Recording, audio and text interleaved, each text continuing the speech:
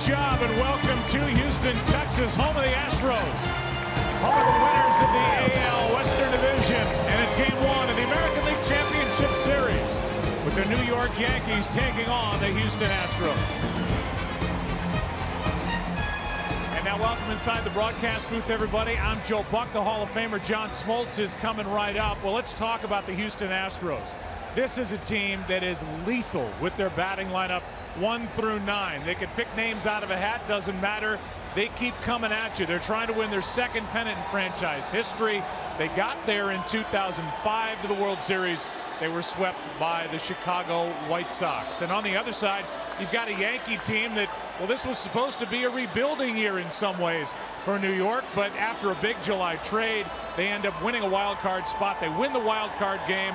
And with all the talk about the baby bombers, they relied on some vets to get them through the 5th game, the decisive game in Cleveland, to get here to this ALCS. John, we can't wait for this series, and for you, a guy who stamped your ticket to Cooperstown, you got to look at these two lineups saying, they are nasty.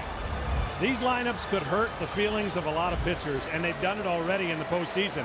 They took down 2 Cy Young candidates in Sale and Kluber. And Houston does it, as you mentioned, with just the thorough lineup, 1 through 9. You look at the numbers throughout the league. They can do it all. The Yankees rely on the long ball, and they are fearless. For the Yankees to be successful, they're going to have to outslug, I think, the team that can score a lot, and that's Houston. Well, we're involved in a series now where you've got the top 2 candidates for the AL MVP. They're very different body types, but man, you get them in a batter's box with a bat in their hands, and they know what to do, talking about Jose Altuve and Aaron Judge. Yeah, you would pitch these guys totally different based on their size, and certainly you could understand why 52 home runs would come from Aaron Judge. What an incredible rookie campaign. He did it all, and so did Altuve. One of these guys are going to win the MVP. Altuve was everything for their team, and you look at they're going in different directions, though. 16 strikeouts by Judge. He was pitched impeccable, and you see the numbers on Altuve. Yes, their size is different, but their hearts and the way they play this game, they're going to be important to their team. You look at the tail of the tape, and yeah, they're on the same field, and they are dangerous. We can't wait for tonight, a matchup of Dallas Keuchel taking on the right-hander Masahiro Tanaka. Should be fun, and tonight could be round 1 of a 7-round knockdown dragout between the Astros and the Yankees.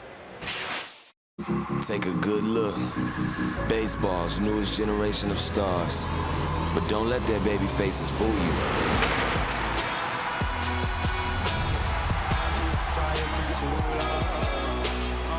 A giant has led the way for the Yankees and their baby bombers, while the littlest of Astros has packed the biggest punch. You ready for it? Because I know they are. It's game 1 of the ALCS.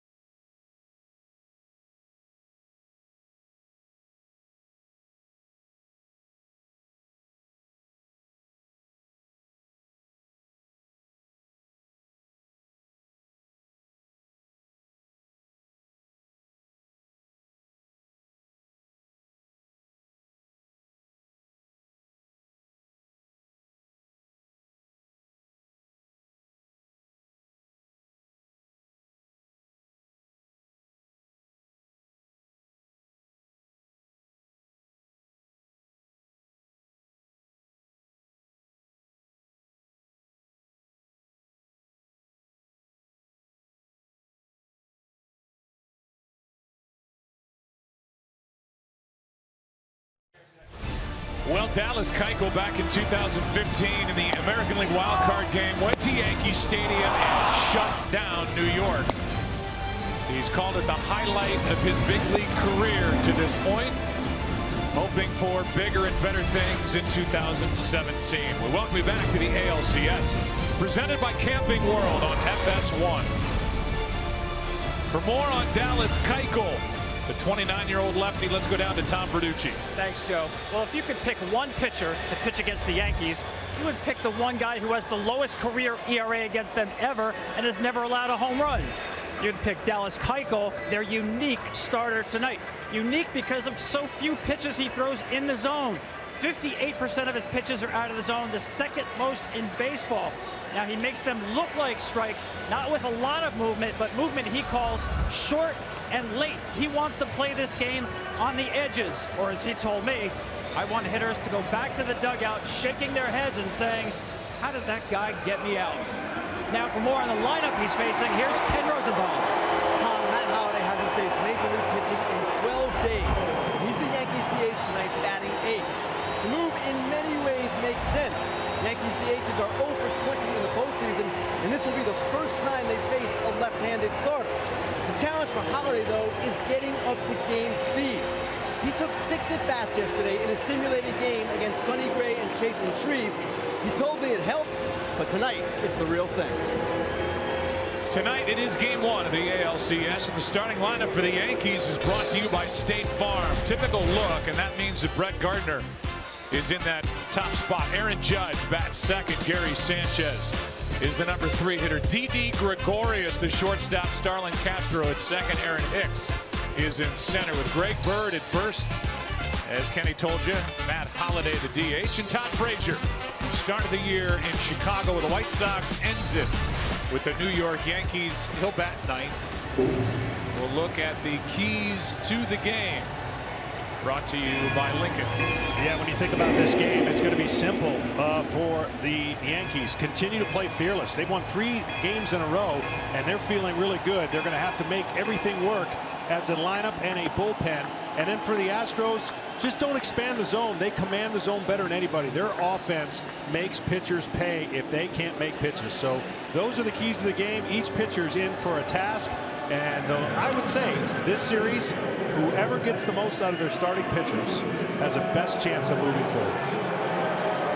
Lincoln Motor Company bringing you the keys to the game, and Dallas Keuchel is set to go. As they talked about in our pregame show, his last 4 starts, he got it back together. 3-1 with an ERA of under 2. A guy who spent 2 different stints on the DL with a bad neck. There are his numbers from the victory in Game 2 of the division series here against Boston. All right, here we go. Gardner.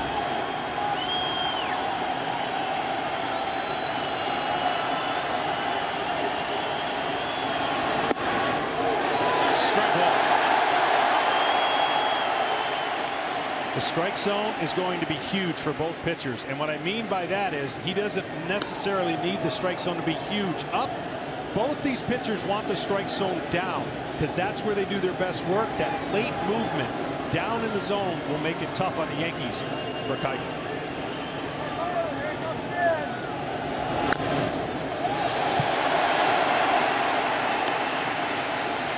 No balls, 2 strikes. That's part of the battle. The tougher part of the fight is putting Brett Gardner away, which Cody Allen could not do in the 9th inning of Game 5 of the division series.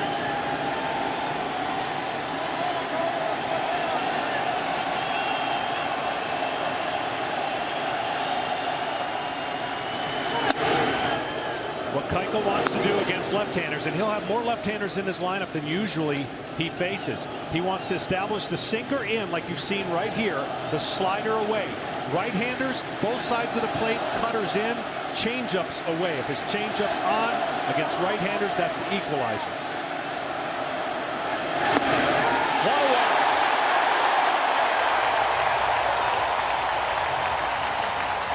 Good start for Dallas Keuchel as we give you the Geico pitcher profile. Yeah, if I'm Dallas Keuchel, this is what I want. Create illusions. Make the pitch look like it's a fastball in the zone and then drops out. Paint the corners. Stay in the Yankees' head. Don't give him any reason to think that he hasn't dominated them. Soft contact, and then the orange juice is Minute Maid Park. He loves pitching here. Here's Aaron Judge, 52 home runs during the regular season. And one hit in the division series to go with all those strikeouts. He's tired of hearing about them. The hit was a big 2-run double. As the Yankees faced elimination and won in 3 straight games against the top-seeded Cleveland Indians. But here's Judge, who went 1 for 20 with 16 strikeouts against Cleveland. At least Judge was taking his walks. He's still a threat every single time he comes to the plate. Already 2-0 count.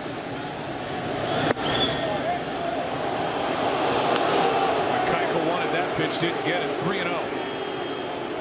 The thing about Judge, he actually has a pretty good eye. It's just that he was pitched so tough against right-handed pitching that he expanded the zone a little bit. 3-1.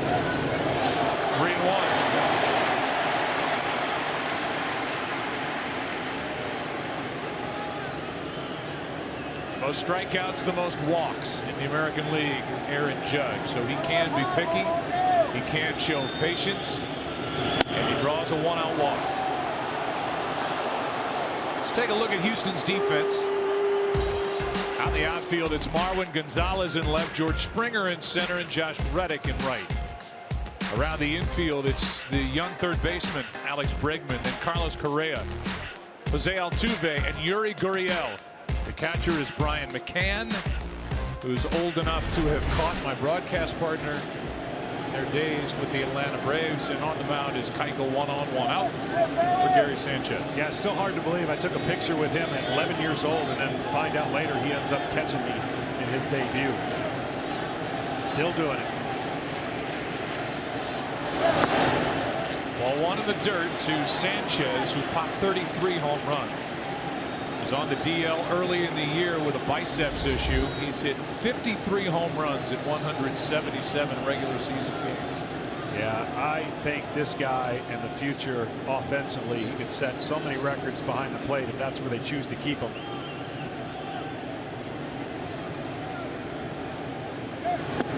Went around, a ball and a strike. That's going to be the test.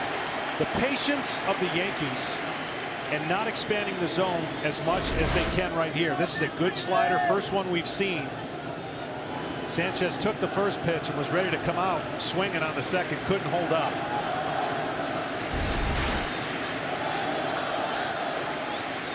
Just 24 years old, waits, chops, foul, strike 2. Home plate umpire is Chad Fairchild, with Hunter Wendelstedt at first. The crew chief is Gary Cederstrom at second, Chris Guccione at third, Jerry Meals in left, Jim Reynolds in right, and Mark Carlson is in New York. In front of a bunch of TV monitors, he will join this series in Game 3.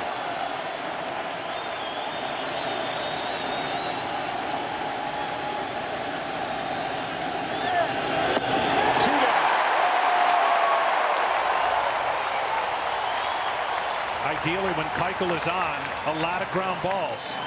But in a game like this, and even in his first postseason game, he got a lot of strikeouts.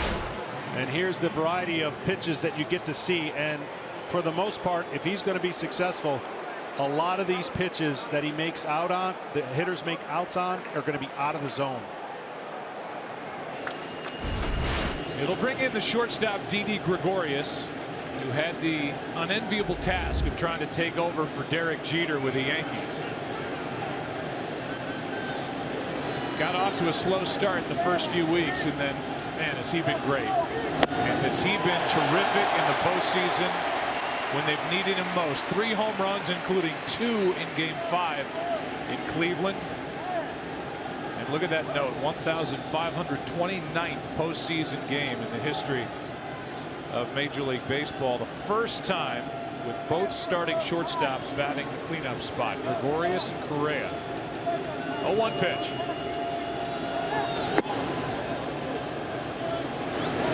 stays in on left-handers so well that even with 2 strikes, he's not fazed by it. You can already see that Keuchel wants to establish sinkers in so that he can eventually get Didi out away. That's how you want to get him out, with the slider, but you don't want to show him everything. There's going to come a point where runners are in scoring position. You want a trick up your sleeve. To the right side, Altuve. Scoreless first for Keuchel. Half inning in the books. Game 1. ALCS no score.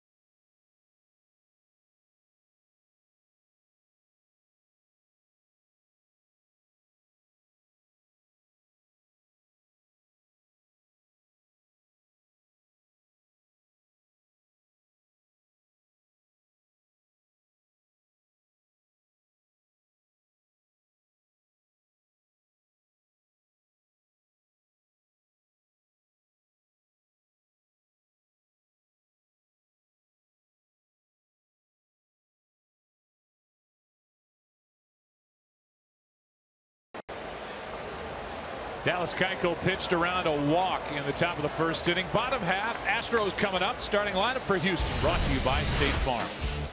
There's George Springer. He can start a game with some thunder. Josh Reddick bats second. Jose Altuve, he just flat out hits. Carlos Correa, Marwin Gonzalez, Yuli Gurriel. Carlos Beltran is 40 and still doing it. The DH, Alex Bregman, and Brian McCann, the catcher, batting ninth.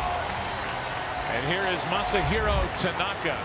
The splits aren't good. Home and road.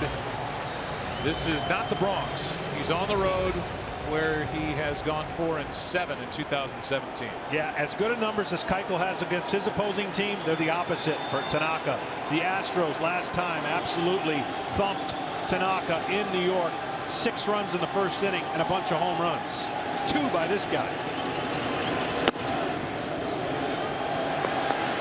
What Joe Girardi's looking for early is George Springer stands in. A guy who hit 9 leadoff home runs during the regular season, 34 overall. His velocity out of Tanaka early. That's on the outside corner. And that's the talk. That's what I'm talking about for the strike zone. Depth-wise and height-wise, they need the pitch down. Do both pitchers to set the tone for getting the hitters to start setting their eyes lower, and then that brings in the split, the slider, and the curveball for Tanaka. A little high and tight.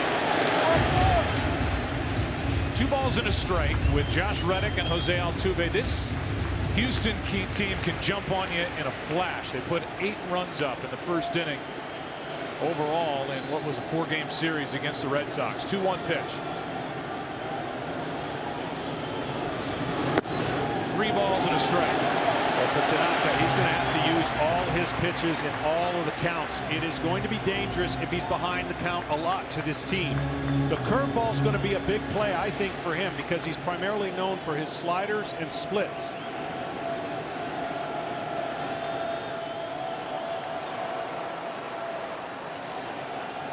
Dangerous hitter, 3-1 pitch on the way. He walked him. Geico pitcher profile for Tanaka. Well, if I'm Tanaka, this is what I'm thinking. I got to use all my pitches and pitch ahead. No traffic on the bases. Already starting with traffic. We got to use all those pitches and make them solos. What I mean by that, if they're going to hit homers, which they will, it's got to be solo home runs and then stay below the zone. When you look at his lineup and you watch video, you better not watch too much because you're going to see a lot of things you're not going to like. You got to stay on the attack and throw strikes. Well, Josh Reddick ended the season red hot. He bats in the #2 spot. A leadoff walk. Reddick. A strike from Tanaka. Overall hit .314. That was the 5th best average in the American League, and against the Red Sox went 6 for 16. 2 RBIs. In an enviable spot in front of Altuve in this Houston lineup.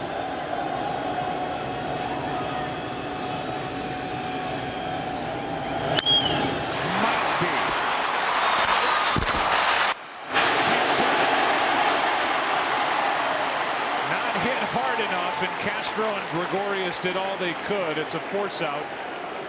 1 on, 1 out.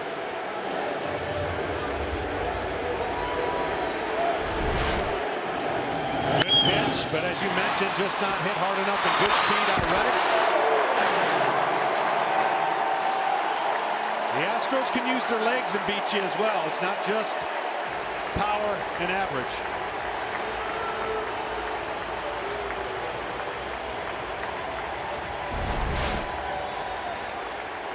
Reddick aboard for Jose Altuve.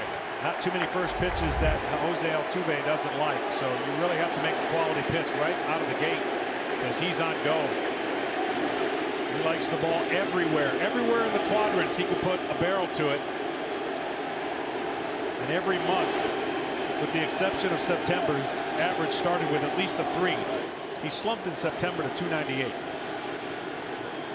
See if the Astros want to send a message here in the first inning and send a runner. Fly ball into center. Back is Hicks and in front of the track. 2 out. Well, that's where you want to keep it if you're pitchers. Down the line's very short. And he went with the slider knowing that aggressive Altuve loves hitting on the first pitch, as does these whole roster really for the Astros as a team. They love hitting ahead in the count and love hitting the first pitch. It brings in Carlos Correa.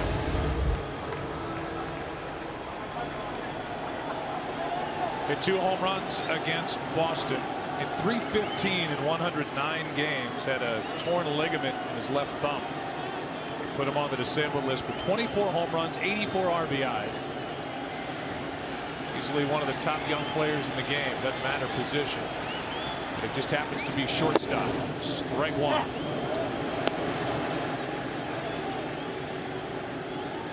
Velocity pretty good here at the start for Masahiro Tanaka. First overall pick.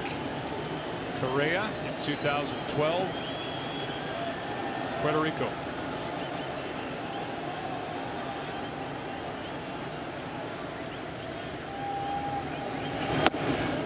Good pitch inside corner. Strike 2. Creating an opportunity for later in the game is Tanaka. Throwing the ball in, getting him out away for a ball in the other batter's box is how you attack Correa. You don't want him over the middle of the plate. He can take you to both sides of the park.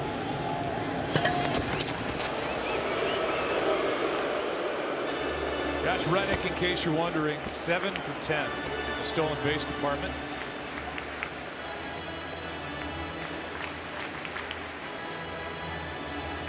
Held on by Greg Bird. There's A.J. Hinch. The Astros have the right guy in the corner of their dugout. young A.J. Hinch. Here's the 0-2. Correa to the shortstop. Gregorius stays down on it. Scoreless through one. Game 1. Houston, Texas. Good matchup. Yankees, Astros tonight on FS1.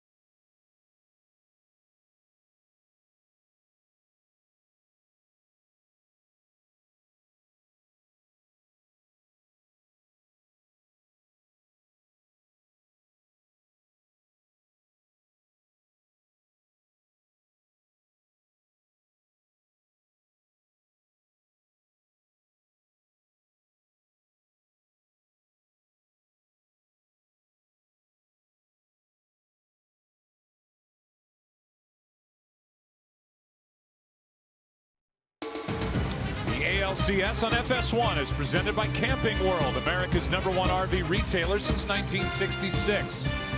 And is sponsored by Charles Schwab, Own Your Tomorrow. And by Taco Bell, sometimes you gotta live Moss.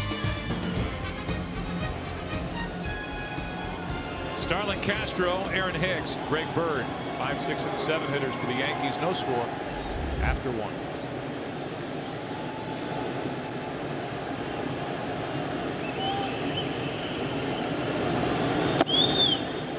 Catches the outside corner for a strike. Castro loves hitting off the left-hander, especially up in the zone, middle to up. You've got to get him out of way. The only way to do that also is to get cutters in on his hand and change up away. He established a sinker on the first pitch. Also an aggressive hitter. There's the cutter. So you keep him honest. When Keuchel's going to be good, he has to get the hitter thinking about both sides of the plate. What you can't see at home is what looks like an easy pitch to hit. A sinker has really late, tight movement that gets the ball off the barrel of the hitter when the hitter goes to attack the ball. Left side, Bregman picks it up, hits it across, 1 away. Our Volkswagen Atlas road to the postseason for the Yankees. Aaron Judge with a rookie record 52 home runs. In July, they went after it. They got Sonny Gray and Frazier and Robertson and Canely. So far in the postseason, 4-0 in elimination games. They beat the Twins in the wild card game. Went down 2-0 to the very good Cleveland Indians and won 3 straight. Yeah, unbelievable performance by the Yankees. Got in about 5 in the morning the other day, but they were glad to get here. Aaron Hicks takes a strike. What are the odds John Smoltz, and we will have a game where the starters actually pitch deep in the ball game and bullpens are used normally, and we get to see a postseason type game from way back in like 2010. They're not great. They're not great. The reason they're not great is because of the new trends that are going. But in a best-of-7 series, each manager knows that they can't burn out their bullpens early. That's why best-of-7s are better than best-of-5s. In a best-of-5, managers are like, oh man, that's why you're seeing games 5s. Anything can happen. Hicks skies it. It's a foul ball. It hits a girder. And it's a foul to keep this at bat alive. So it hits the girder, but it hit the girder, this closed roof here at Minute Maid Park in foul territory. So the count goes to 1-2.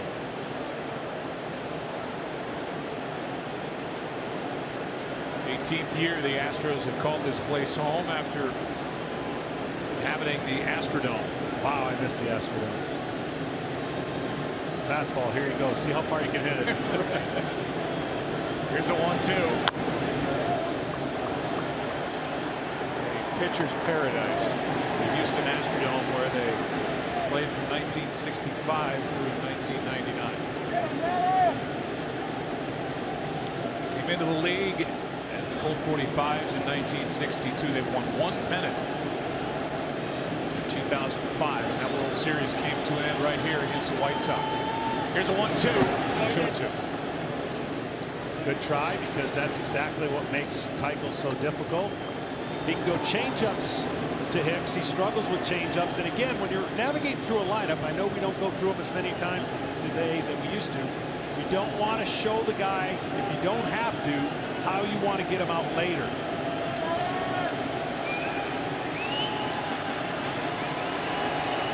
That's on the outside corner for strike 3.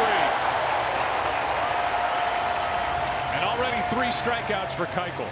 That's the honey zone right there for both pitchers. That's where you know if you get a go to get a strike, that's the area you want to know you have a consistent approach to maybe just a tad off. But see that late movement? I know TV may not do it justice.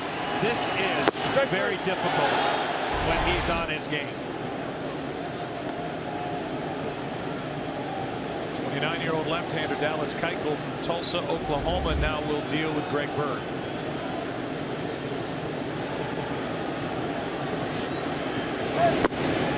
Strike 1. 3 lefties in this lineup, which got the attention of A.J. Hinch, the manager for the Astros. He said this is as many left-handers in a starting lineup as Keuchel will face all year. And he said, I actually kind of like that for Dallas because it makes him pitch a little more. Both sides of the plate, as opposed to just thinking about one side of the plate in against right-handers. He now can go to that outside corner and the inside corner because of the difference hitters. For Keuchel, that shoulder/neck injury, when he was going back, that extension and late movement wasn't there, and he got beat up a little bit. It looks like he's back to that 9-0 kind of first half start that he had before he went on the DL a couple times.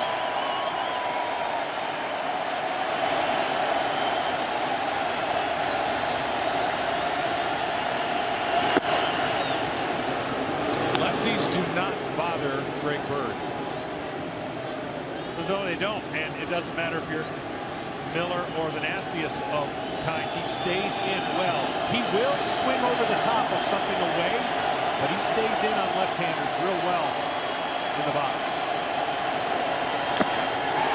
Struck him out. 4 strikeouts through 2 for Keuchel. Gonzalez, Gurriel, Beltran coming up, no score.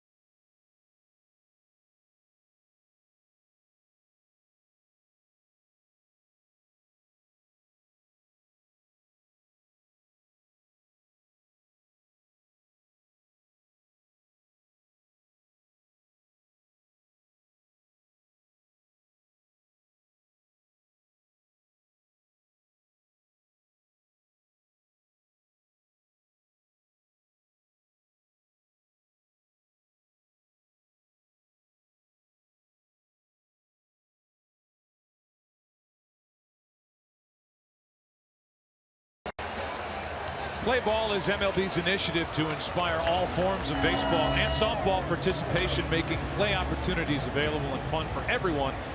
Learn more, go to playball.org. Bottom of the second, no score. It'll be Marwin Gonzalez, then Yuli Gurriel, Carlos Beltran against Masahiro Tanaka. Tanaka pitched around a leadoff walk in the first inning. Marwin Gonzalez with a career year. 2017 takes a strike. More power from the left side than the right side. And more power this year than ever. With 23 home runs, drove home 90, and he can play all over the place. Valuable part of this roster for A.J. Hinch, the 0-1. Strike two. Well, there's the split. That's what he had on display against the Indians, and it was as nasty as I've ever seen it. And he's already established his fastball, or willing to throw his fastball. But this split finger, when you talk about the 88 to 90 mile an hour range, you don't have much time to recognize it as a hitter. Left-handers have to deal with that split a lot off of Tanaka.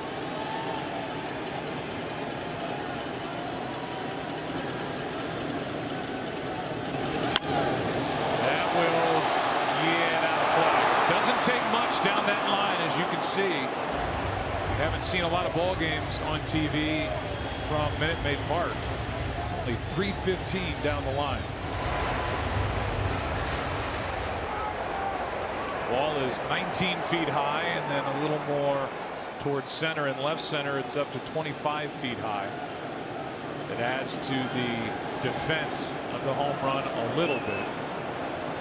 The ball jumps out of here. 0-2 pitch.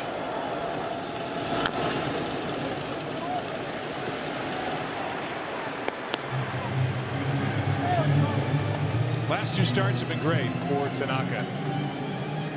22 strikeouts over those last two, including a career high 15 at the end of September at home against the Blue Jays. It's been a strange year for Tanaka. His good games have been great. His bad games have been really bad. It's been a teeter-totter type campaign. That's why the numbers are up, and the wins-loss department is where it is. Another 0-2. Into left center, and Hicks to his right. 1 out.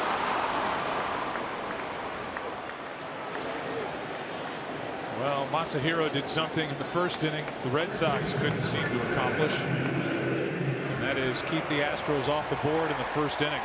Yeah, they're lethal in any inning, but especially getting out of the gate. They were scoring some runs and making it difficult on the opposing team. And that's their theory tonight and throughout the series. Make it difficult so that the studs of the bullpen of the Yankees aren't in position with the lead going into the 6th inning. Speaking of a stud, there's not a lot of people know what kind of hitter this guy is. 33-year-old rookie Yuli Gurriel. That's ball 1. He is dominating the strike zone off of a right-handed pitcher. I would look at this and go, are you kidding me? I got to get the ball away in the other batter's box, but the only way to do that is to get him chasing and respecting the fastball. Gregorius, few steps to his left, shows his arm. 2 out. 6 hits in a row he got in the last series. And he's just glad he put it in play. The last time he faced Tanaka, he got one right in the ribs, first pitch. Well, now Carlos Beltran, Ken Rosenthal. Carlos has been at it for a long time, and these days playing with a heavy heart, thinking about his native Puerto Rico. He is, Joe, and he's been very active in the relief effort for the Hurricane, trying to get goods, supplies to Puerto Rico with the help of Astros owner Jim Crane. This is the guy who has won the Roberto Clemente Award for distinguished service to the community, and he has proven a worthy son of Puerto Rico and a worthy heir to Clemente. And a leader for this young group with the Astros. He's 40, signed a 1-year deal for $16 million. Talking about Hurricane Maria, and of course in this area, in Texas, it was Hurricane Harvey in August that devastated so many lives down here, so much destruction. Beltran doing everything he can for Puerto Rico. He's donated $1 million his own money and raised $300,000 on top of that to send to his homeland.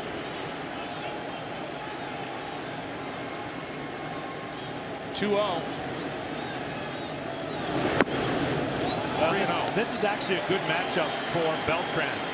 He's a good low ball hitter, but you can get him to swing at a lot of low pitches, and you've already seen his patience pay off as he worked the count to 3-0. But this signing and acquisition for the Astros is huge inside the clubhouse. He may not have had the typical year statistics, but there's a lot that goes on behind the scenes. Little floater into center, and Tanaka looks good here in the first 2 innings. And as we go to the third, Dallas Keuchel will head back to work on what is a rather cool evening in Houston, Texas, Game 1.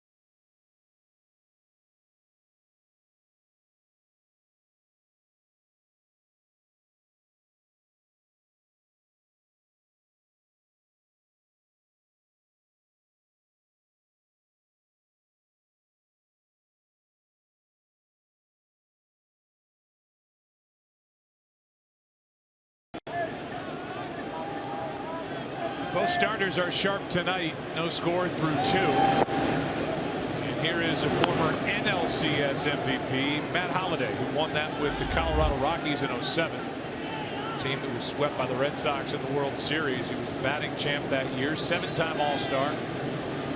Hit 19 home runs and chops one back to Keuchel.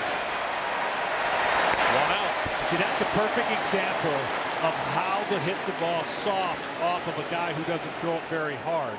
And the reality is, you're talking about one of the stronger hitters in Matt Holliday, but jamming him in, that little cut action right there, that's all it takes.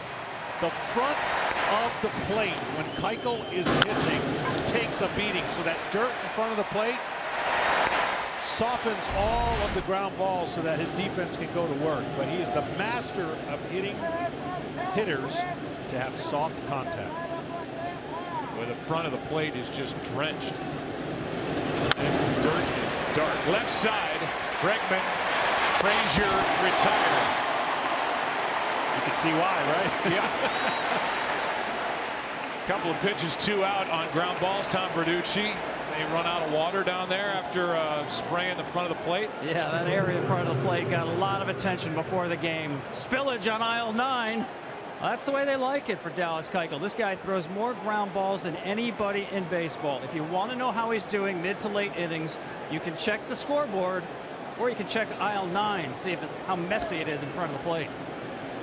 2 out, nobody on. It'll be Gardner, who struck out his first time.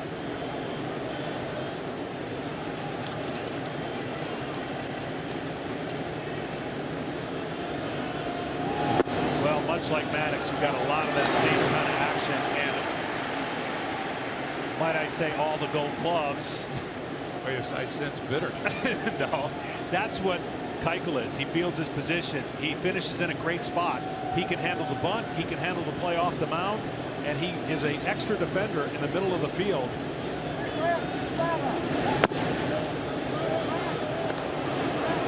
$17 or 18, I think. I can't lose track of how many Gold Gloves Maddox had. Maddox? Yeah. I'm sure he'll text you. Oh, he'll let me know. He let me know before the year was over he was getting it. 18 is the answer, says Steve Horn, our editorial consultant, who pulled a muscle going to look that up. Strike 2.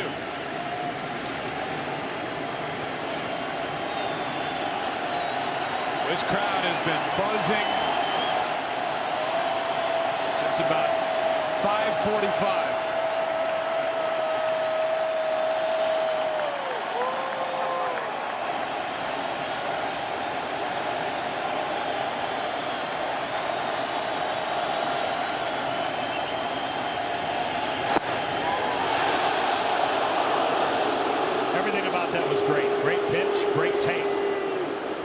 See now that Gardner's eyes are out over the plate on a breaking ball because he's trying to stay tight with his stroke on an inside sinker that's beating him to the barrel. So he expanded it. He can go back in if he wants. Keuchel to go back inside with sinker.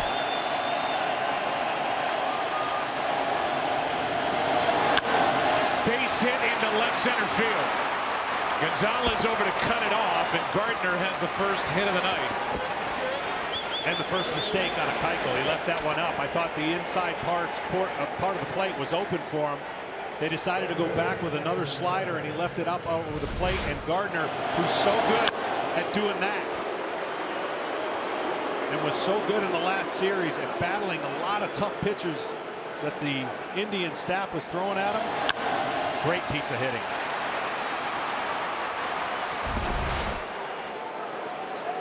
Well, Gardner's in scoring position already because of the guy at the plate. Yeah, exactly.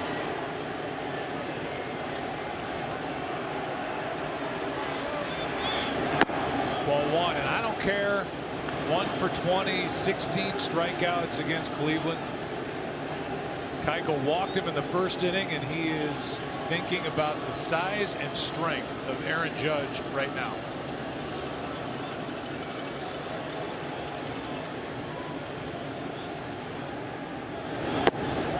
Judge is constantly making adjustments. He made an adjustment from spring training to the first half where he was the MVP and obviously all-star and a talk of town. Then the pitchers made an adjustment because physically and mechanically he got out of whack. He expanded the zone. He became vulnerable. And then in September he shut everybody down with 15 home runs. But now he has to make another adjustment here in the postseason. That's low. But he's a kid. He's 25 years old. It's the end of his rookie season. You know he's frustrated with what happened in that Cleveland series, and yet he's been very patient in the first 2 plate appearances here tonight. He has, and just like any great hitter and a power hitter, that front side's important, and the philosophy that he has when he gets to the plate is important. And what I mean by that is if he's looking to pull the ball constantly, the hitters and everyone that he tries to hit, the pitchers are going to make him look sick. If he goes up the middle and goes to right field just once or twice in his approach, he's going to throw a wrench in everybody's plan on how to get him out, which therefore would tell you as a pitcher, shoot, he's staying on the ball. And if he's staying on the ball, not good. Full count, which means Gardner will go.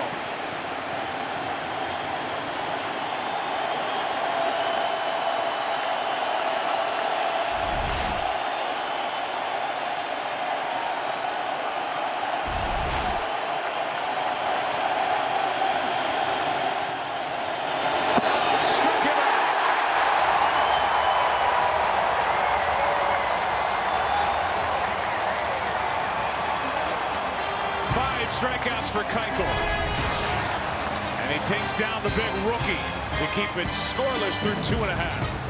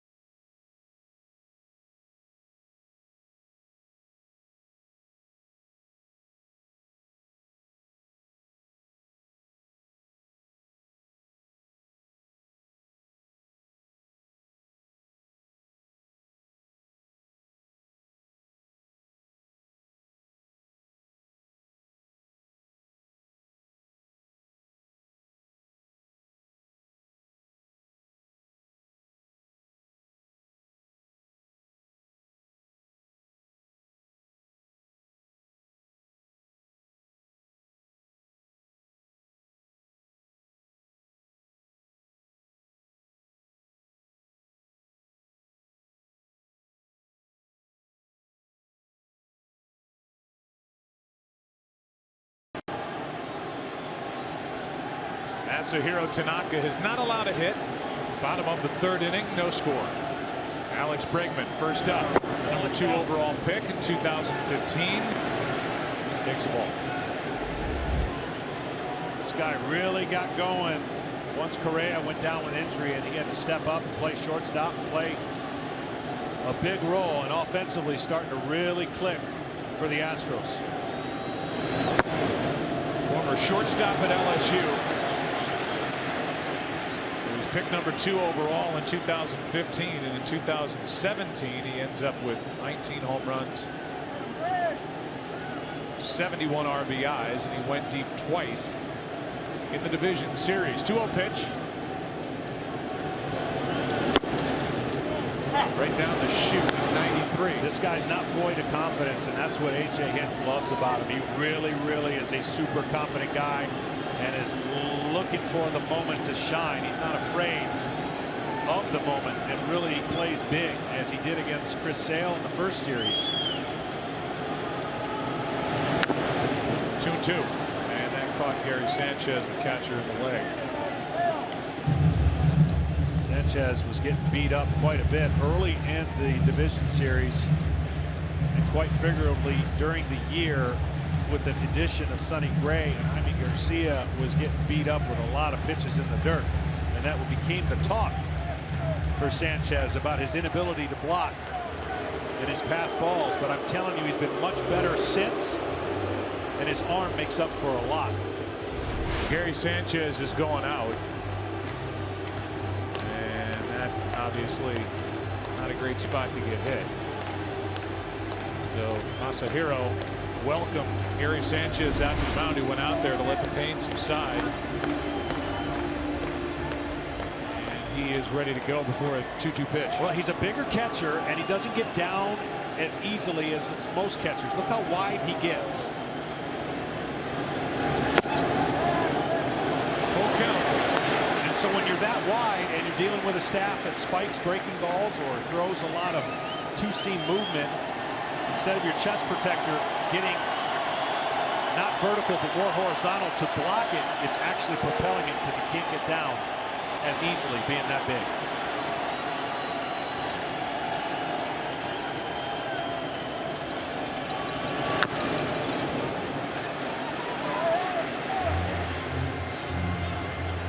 Bregman hit a grand slam earlier in the year off of Tanaka in that game that Tanaka just did not have it going early against the Astros. Anything middle in down, it is nitro zone for him. You've got to get him out of way and up.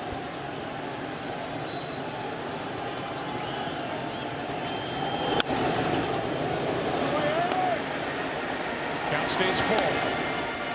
That would make sense for a guy with a little bit shorter arms and the ability to get the barrel of the bat through the zone quicker in. You got to try to make him extend away.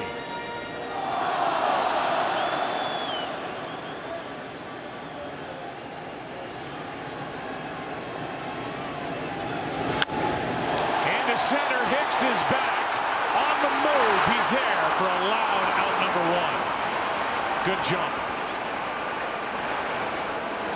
Well, there used to be a hill there. Yes, there. And that was the bane of the existence for any center fielder that had to come into Houston. They'd run up a hill. Run up a hill, a difficult play, but a lot of excitement for the fans. Tanaka again, if he's going to make the mistake, keep it center, keep it middle of the park. It's a huge park in the center field area. A lot of outs in that area. Now Brian McCann, who spent 3 years with the Yankees, 9 years prior to that with Atlanta, takes a strike over the inside corner. As we mentioned, got a chance to throw to Brian. Brian, a perennial all-star in the National League, sprayed the ball. Now the shift has got him down in average.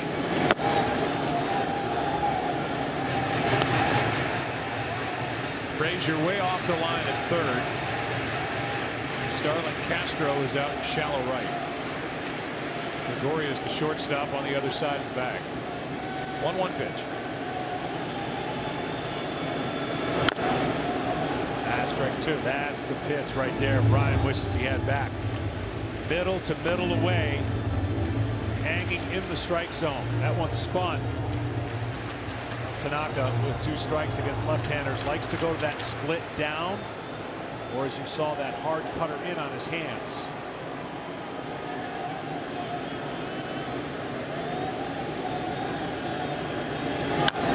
Reaching for it. Easy for Bird. 2 out.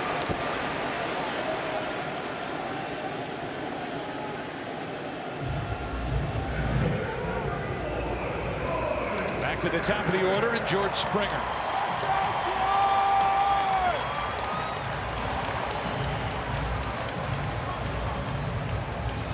Springer drew a leadoff walk his first time. 7 for 17 this postseason. A home run against the Red Sox. And you really got to watch out first pitch on Springer.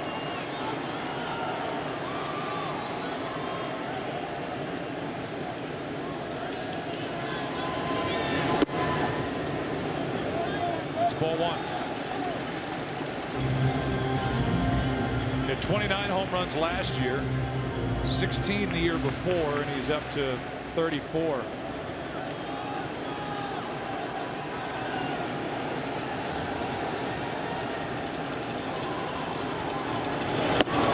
Hank Bauer, the great left fielder, longtime New York Yankee, played for Casey Stengel, and Stengel would put Bauer in that leadoff spot. Bauer said, "No, put me back in the lineup. I want more RBI opportunities." And Stengel's response to Hank Bauer was, "What's wrong with 1-0?" Well, that's happened 18 times leading off an inning for Springer. He can get a little big, and his swing can get huge, as you see the last couple times. Second half, not as kind as the first half. He was on fire the first half. 27 home runs. Second half, only 7, and the average dipped down to 241. And AJ talks about it. He'd like to see it cut down every so often, not get so big with that swing. 1-2 pitch.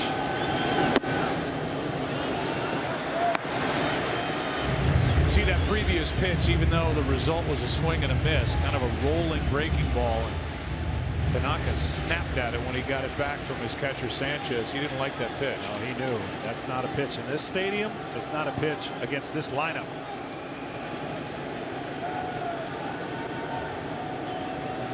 Two out, nobody on. 2-2 pitch. Struck him out. First strikeout of the game for Tanaka, who has not allowed a hit. Tanaka, Keuchel, Yankees, Astros. No score after 3.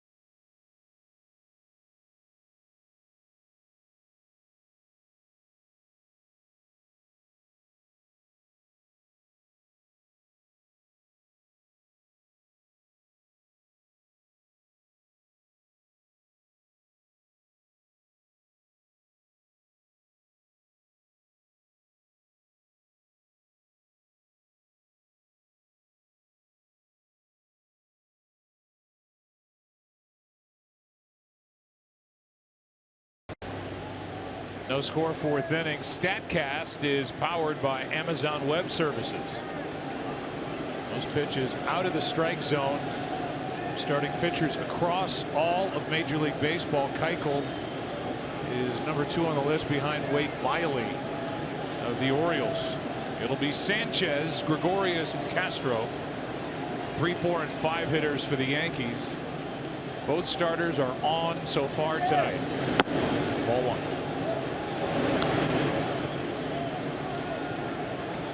23 out of 44 before that pitch out of the strike zone, and he's got the good late movement on that sinker.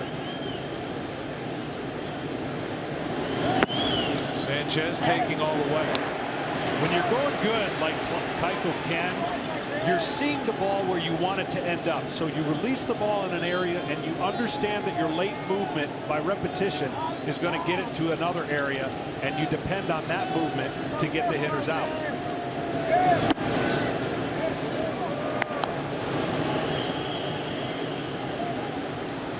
throw a straight four-seam fastball, you're looking at the target and you want it to be right on line with your hand in the target.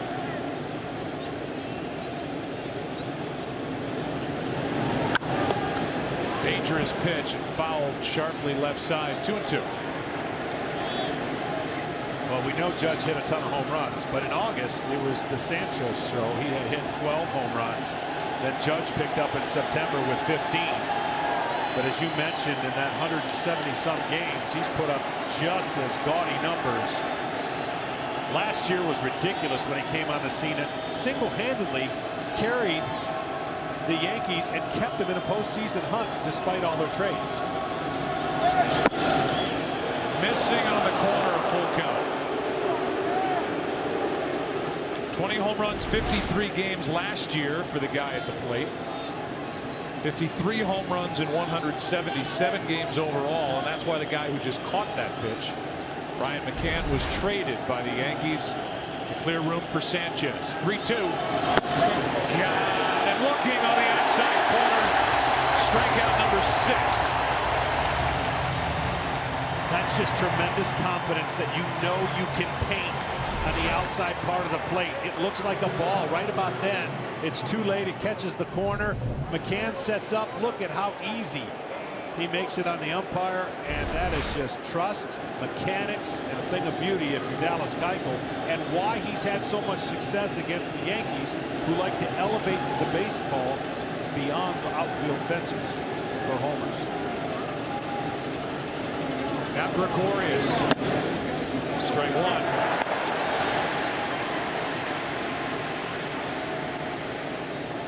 .200 plate appearances by Yankee hitters against Dallas Keuchel. No home runs allowed. And that is the best stat you could say about Dallas Keuchel against this team.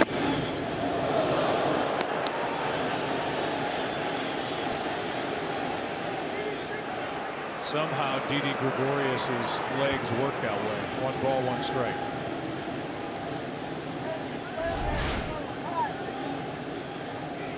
Oh.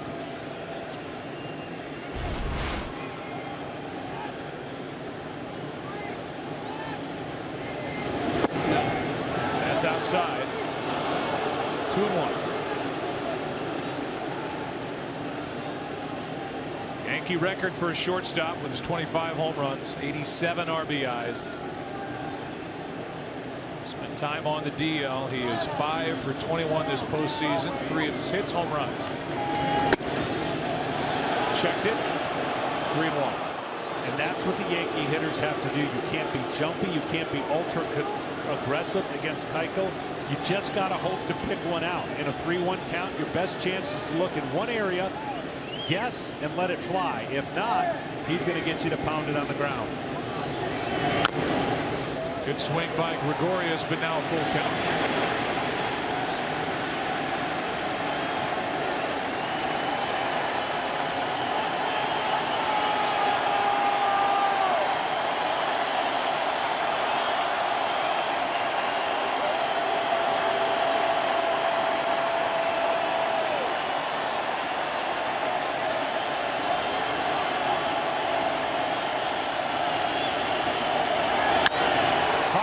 What a play, Altuve. He can hit, he can field. 2 out.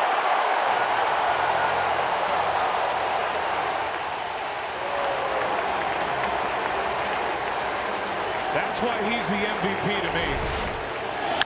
Great hitting, great defense.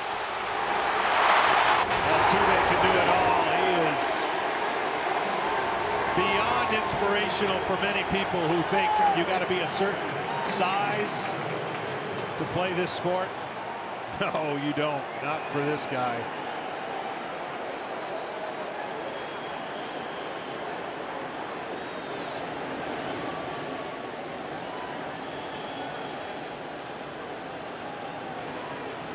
What a combo up the middle for Houston with Correa and Altuve. Base is empty now for Castro, who takes the ball.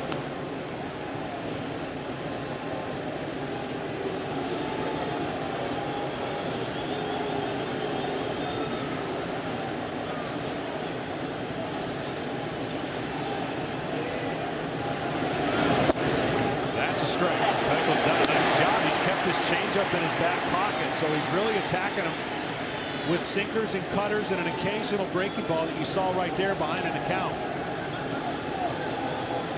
Arm speed and deception. Doesn't light up a radar gun, but he has these hitters off balance.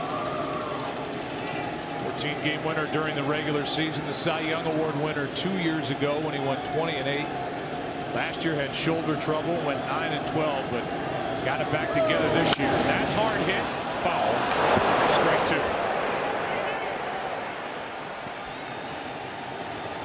This is what he makes hitters do so well. When they go back and look at video and shake their head, they're going, why did I swing at that? How come I swung at this? He makes hitters get out of themselves and swing and expand the zone. A master at pitching to both sides of the plate, deception and consistency. 2-2. There's an edge that he has that you have to have when you're on the mound, that you're not beating me and I'm going to attack you with my stuff and there's nothing you can do about it. And here at home he has flourished. As I mentioned, he started this campaign again 9-0, looked like he was headed back to that Cy Young form, and then a couple times on a DL derailed that. 5-5 in the second half.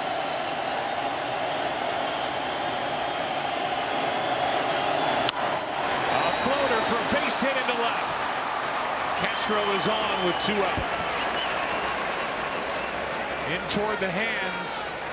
And the inning will continue for Hicks. Castro, such a good hitter. I mean, this is what you got to do and jam him. And in jam him he did, but he was able to get enough of that bat to the ball and find a little hole there. Castro and the Yankees, it makes that top 5 of the Yankees awfully dangerous.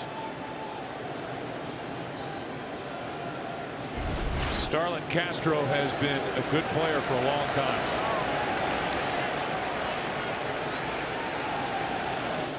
Here's ball 1 outside to Hicks. Castro came up with the Cubs 2010.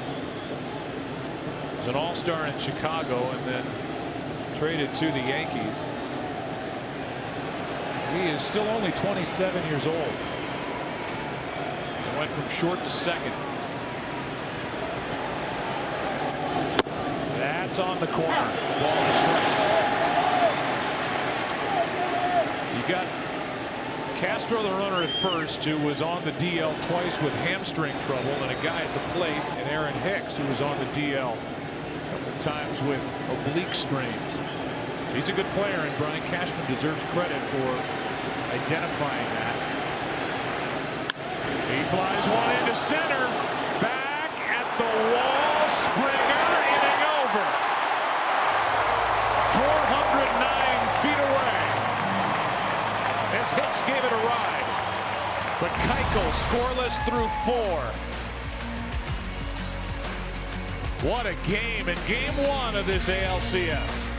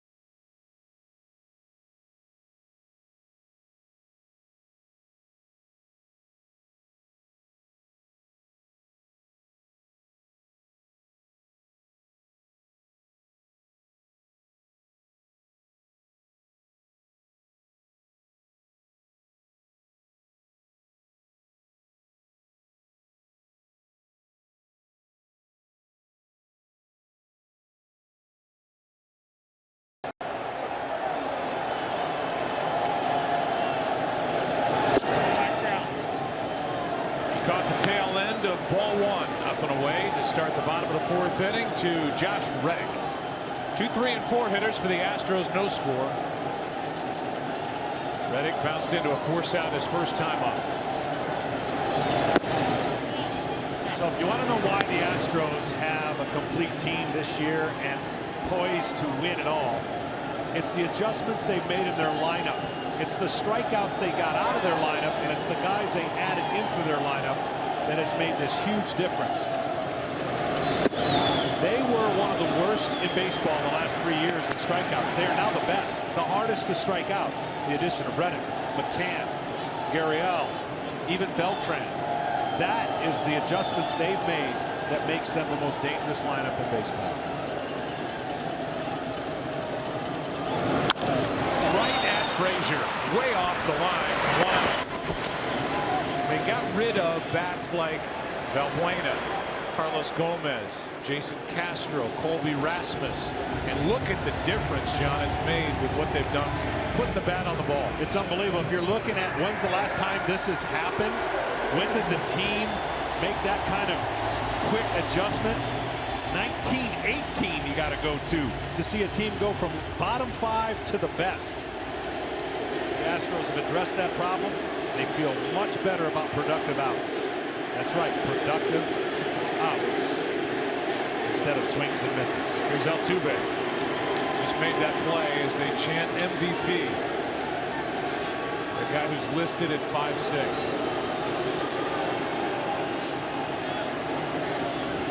He could go a 4-at-bat game and see 6 pitches and 3 hits, and then he could get 5 hits. Good tailing fastball from Tanaka at 93. Fly to rather deep center his first time up.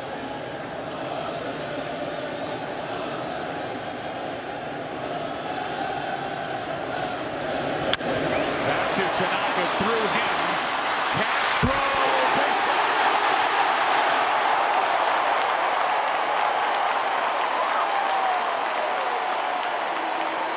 And that's the other thing he can do so well, because yes, he's got to have more steps than anybody from home to first, but he's fast. He's not picking him up and putting him down stride length, but he's getting the job done. Right out of the box, he takes off. He knows it's going to be close, and his legs reward his bat.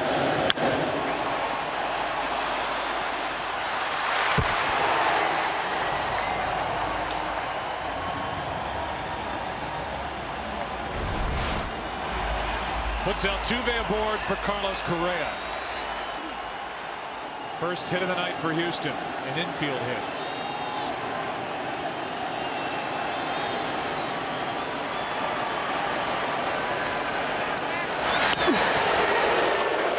Good job in the first at bat for Tanaka, busting the ball in on Correa. Correa's BP today looked like a left-handed pull hitter. He hit a lot of home runs to right field, staying on the ball, going that way.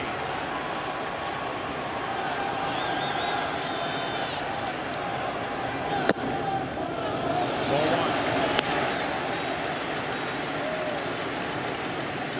Correa, 23 years old. He turned 23 toward the end of September on the 22nd.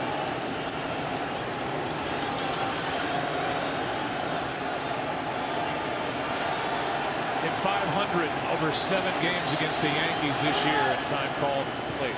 Yeah, he missed all that time and he came back a little rusty. He was having a monster first half. Of course, all-star, dominating, 20 home runs, 325. Took a little while second half after that thumb injury to get back into that groove. It looks like he's there now.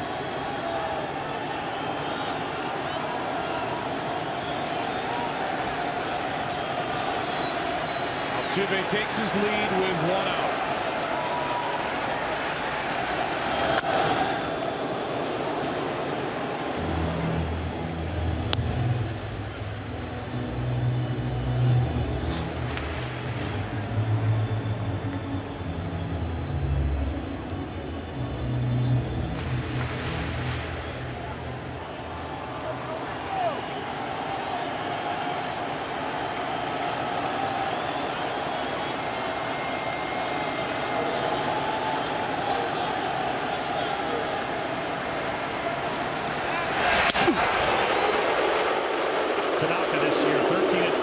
.74 high ERA, and I talked about the strange year.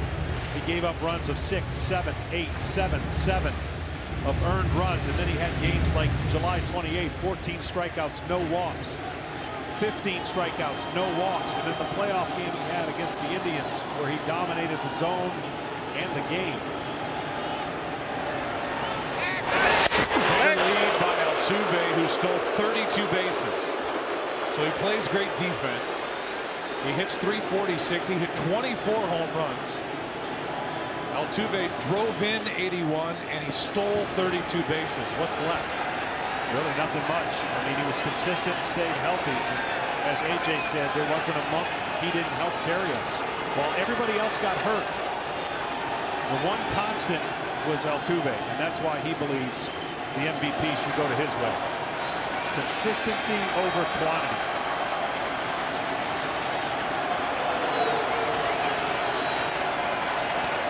There he goes. Throw by Sanchez. He's safe. Stolen base.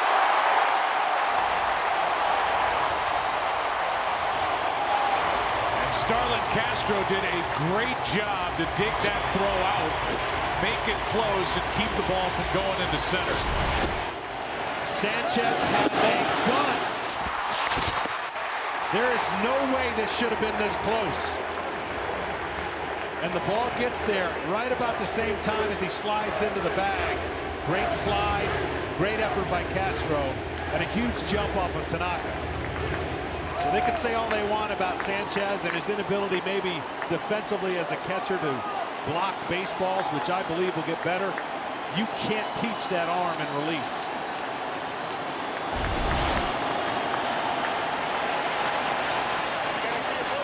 2-0 on the count on Correa, who could put Houston on top with a hit.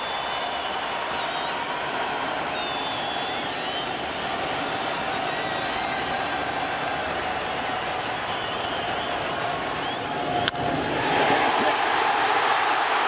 Altuve. Gardner's throw. Cut off. 1-0 Houston.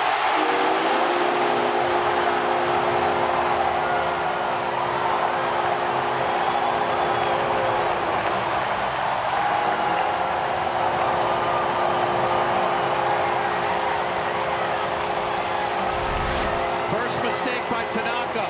Watch the height of that slider. Stays up. The best hitting team in baseball with runners in scoring position. The Astros come through with their first opportunity. Gardner tries his best, but the speed of Altuve, too much.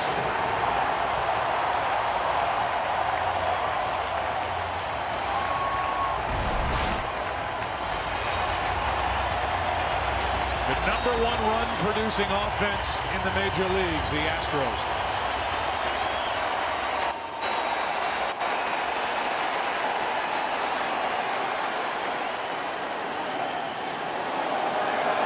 Infield hit, stolen base, base hit.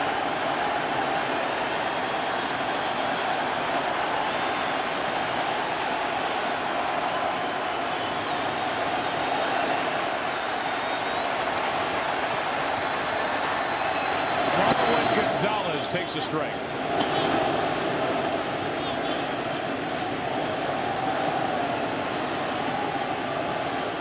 Marwin fly to center his first time. Correa not a threat to run over at first. Stole only 2 bases. But you never know.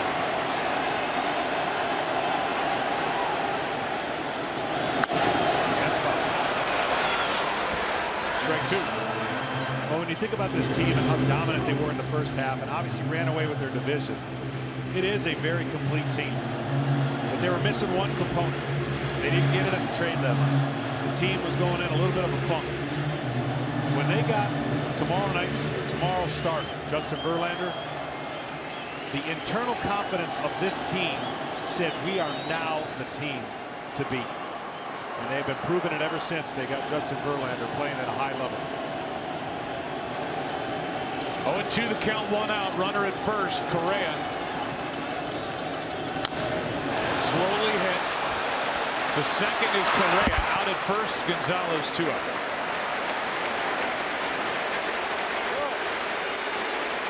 So there you go. Productive out. Puts a runner in scoring position. Home runs mean more this postseason, as T-Mobile is guaranteeing at least $1 million for hurricane relief efforts with every home run hit. It's worth $10,000. Help break $1 million by tweeting #HR4HR. And T-Mobile will donate an additional $1 per tweet. Here's Gurriel. Correa at second, 2 out.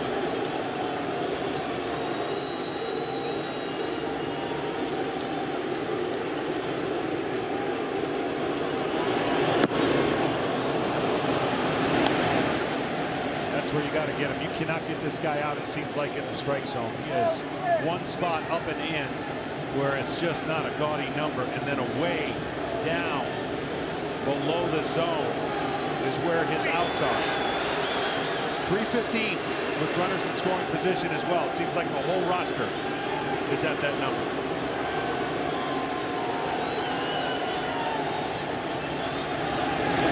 Off the middle base hit. Correa hooks, no throw. 2-0 Astros.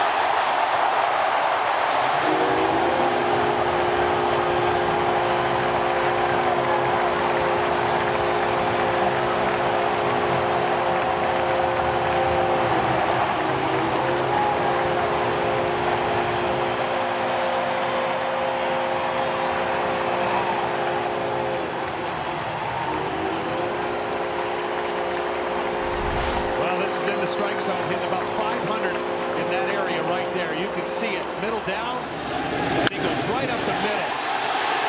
And a huge 2-out RBI.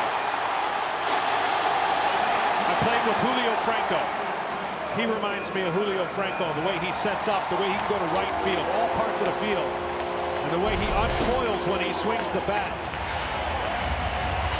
He was a star in Cuba. Gurriel, his father, one of the great post-Revolutionary War baseball stars in Cuba. Gordes. Yuli Gurriel, 33-year-old rookie who hit 18 home runs, hit 299, 75 RBIs, makes it 2-0. Here's Beltran. Strike one. Well, so far, it's turned into ABC baseball. Get him on, get him over, get him in. I still think it'll be a series of home runs because both these clubs can hit them. And the Astros manufacturing a couple runs early.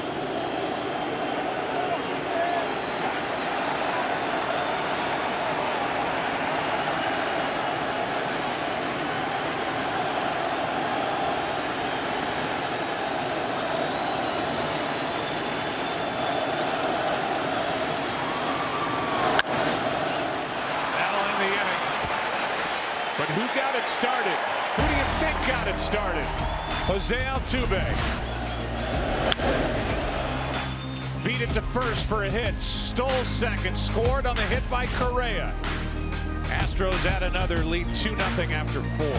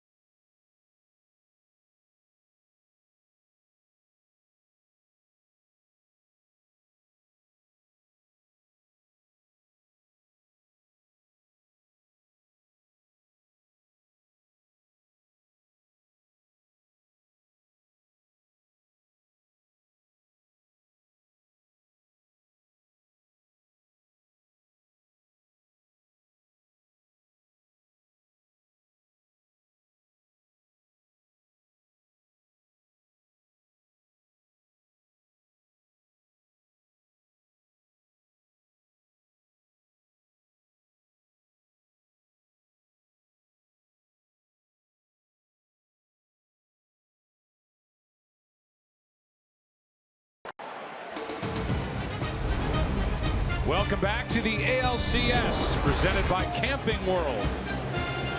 We're on FS1. Good game, 5th inning, 2-0 Houston. Bottom part of the lineup for the Yankees. That's Bird, Holiday, and Todd Frazier. Bird hit almost 100 points better against left-handed pitching this year. Those two guys got it done, and you can add Yuli Gurriel. That's a base hit, and Bird is on to start the 5th. Only the 3rd Yankee hit of the night.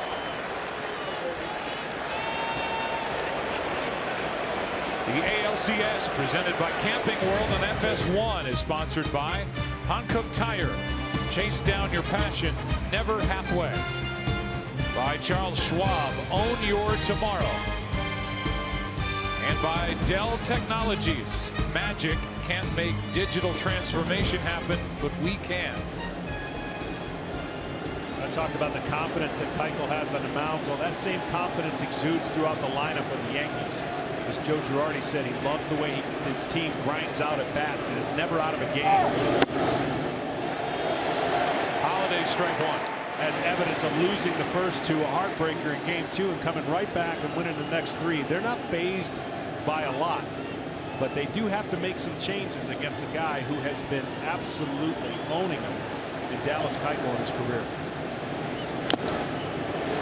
2 quick strikes on Holiday, who had to figure out a virus during the course of the year. He was really off to a good start. 1-year deal with the Yankees, and he just couldn't get healthy. Finally did by the end of the year, and as Ken Rosenthal mentioned before the game, he hasn't played 12 days.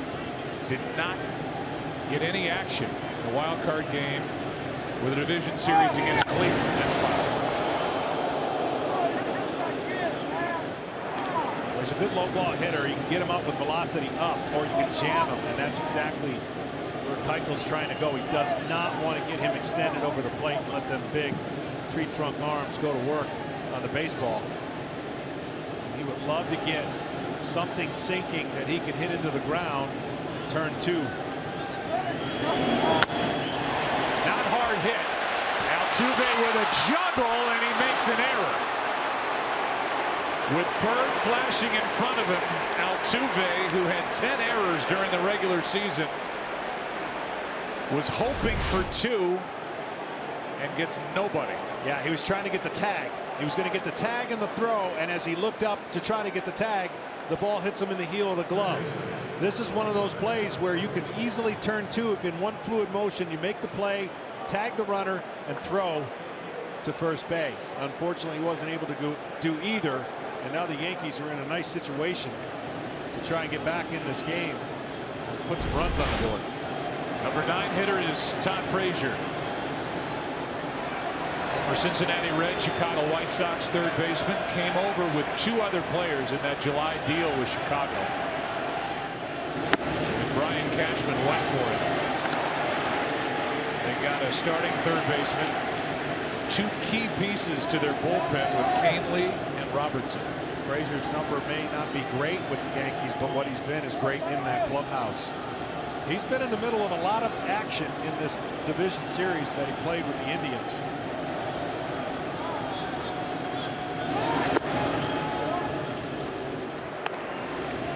Ball and a strike. Well, if you're Keuchel, the plan stays the same. Try to get Frazier, who loves to pull the ball, to pull it to your third baseman or your shortstop. Jammed him in, and at some point, Frazier, if you want, if you're Keuchel, you get a sinker away, get him in pull mode. Outside, 2-1.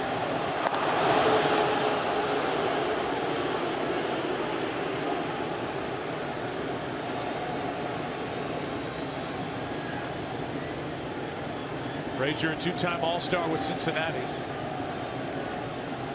In a key spot here for the Yankees in game 1. Count in his favor. Fouled back, 2-2.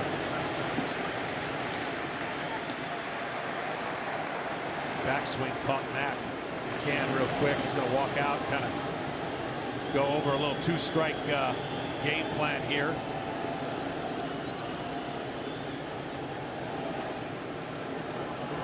Base hit by Bird, sharply hit through the right side. Holiday reached on the error. 2 on, nobody out, and a 2-0 game. Houston on top. Will they go away with that sinker? They've got Frazier aggressive in, thinking he's got to get the barrel of the bat through the zone quick. And if you do that, you try to hook a sinker. In the air to center. Caught by Springer, 1 away. Back to the top of the order, Gardner will be the hitter. Tomorrow it's game 2 of this series between the Yankees and Astros, and a matchup of Severino and Verlander. That's at 3:30 Eastern, 12:30 Pacific on Fox. Then in prime time, the NLCS gets started. Game 1 between the Cubs and Dodgers on TBS. The Dodgers will have Mr. Kershaw. Cubs will have Johnny Holstaff, maybe lacking. They went Johnny Holstaff in game 5 to get past the Washington Nationals. Wow. The game that was 9-8 the final, and 3 straight NLCS appearances. The world champion Cubs. Here's Gardner. Strike 1. As Keuchel sneaks that 90-mile-an-hour fastball in there. Well, tomorrow for this matchup, 90 miles an hour will be each pitcher's changeup, because we will be seeing a lot more velocity with that man Severino and Verlander on the other side.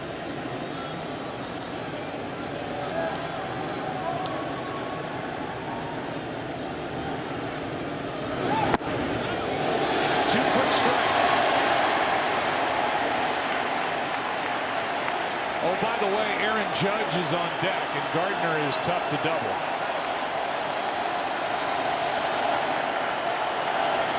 Now Judge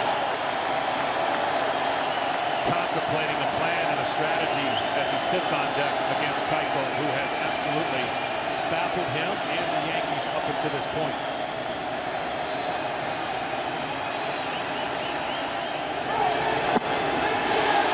Just outside.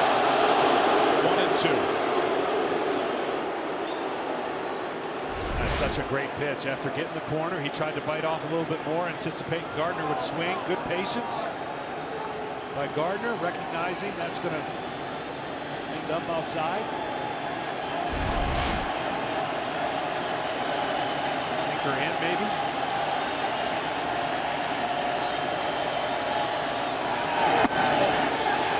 That's down. 2-2. Keuchel's gotten that pitch a couple times in this game, but not here with 2 on in the 5th. Just again, great patience. Gardner knows I can't hit it. Keuchel was like, why aren't you swinging at that?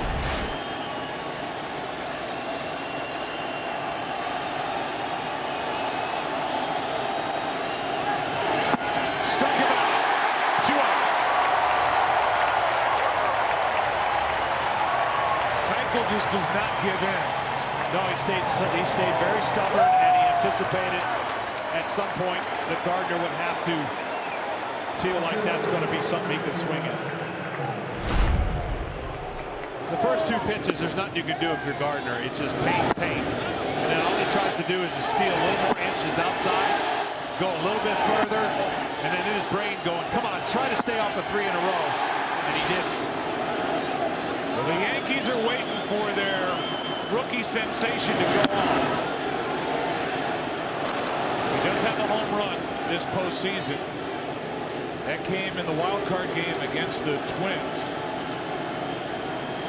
They need their big guy to connect, and if he does in this ballpark, it could be eye-popping.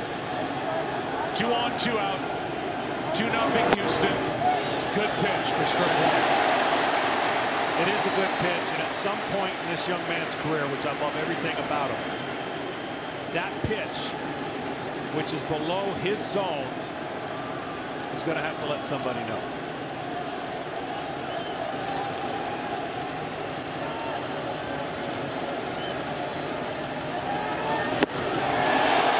Off the string, 1-2.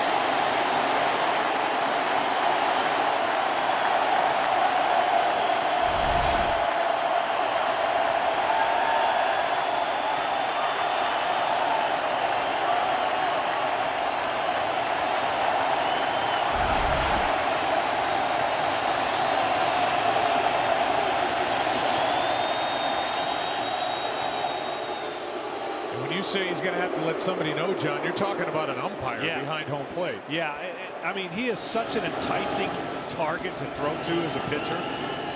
And where he was crushing everybody in the strike zone because they were afraid to make mistakes in the first half, they're not afraid now to pitch down and expose him and make it tough on the umpire because that pitch is a good pitch on most guys. It's low on him. He can't hit that. And nor should he want to go after it.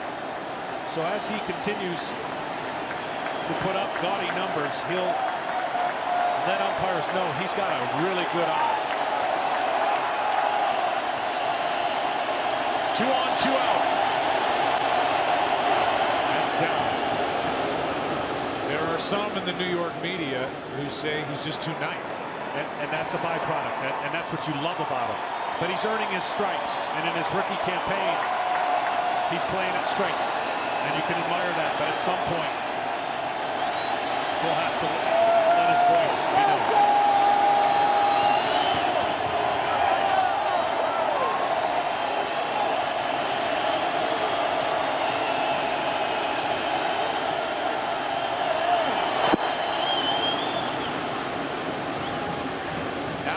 Will go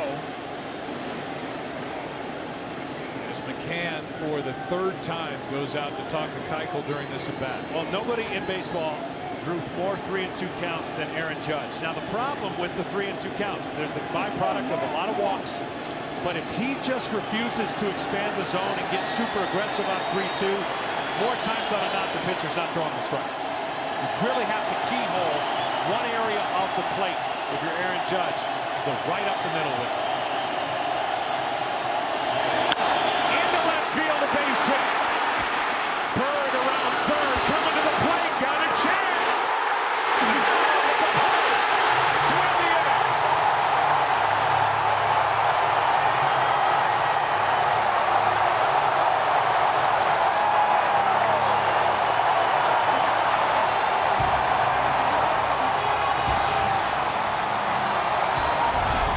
To see if the Yankees challenge this.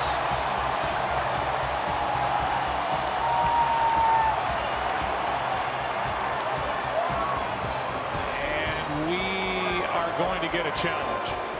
Yeah, it was tough to tell. You saw the chalk, but a great throw on line. McCann got in position in front of the plate like a first baseman. It'll be interesting to tell based on that chalk that came up. It looked like he got the tag on him.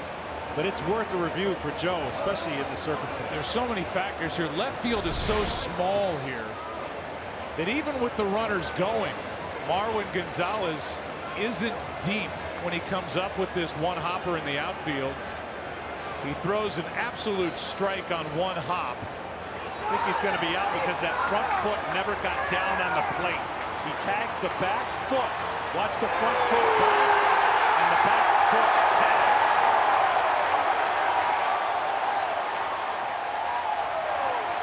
The Astros team's pretty confident. They're walking off the field as we speak. This replay review sponsored by WB Mason. I'm still not 100% sure that the tag gets on the calf before he touches the plate, but we will be certain here in a moment. He is out. What a throw by Gonzalez. The tag by McCann. And now the Yankees have lost a man at the plate, trail by 2, halfway through game 1. Perfect throw, tag, got him.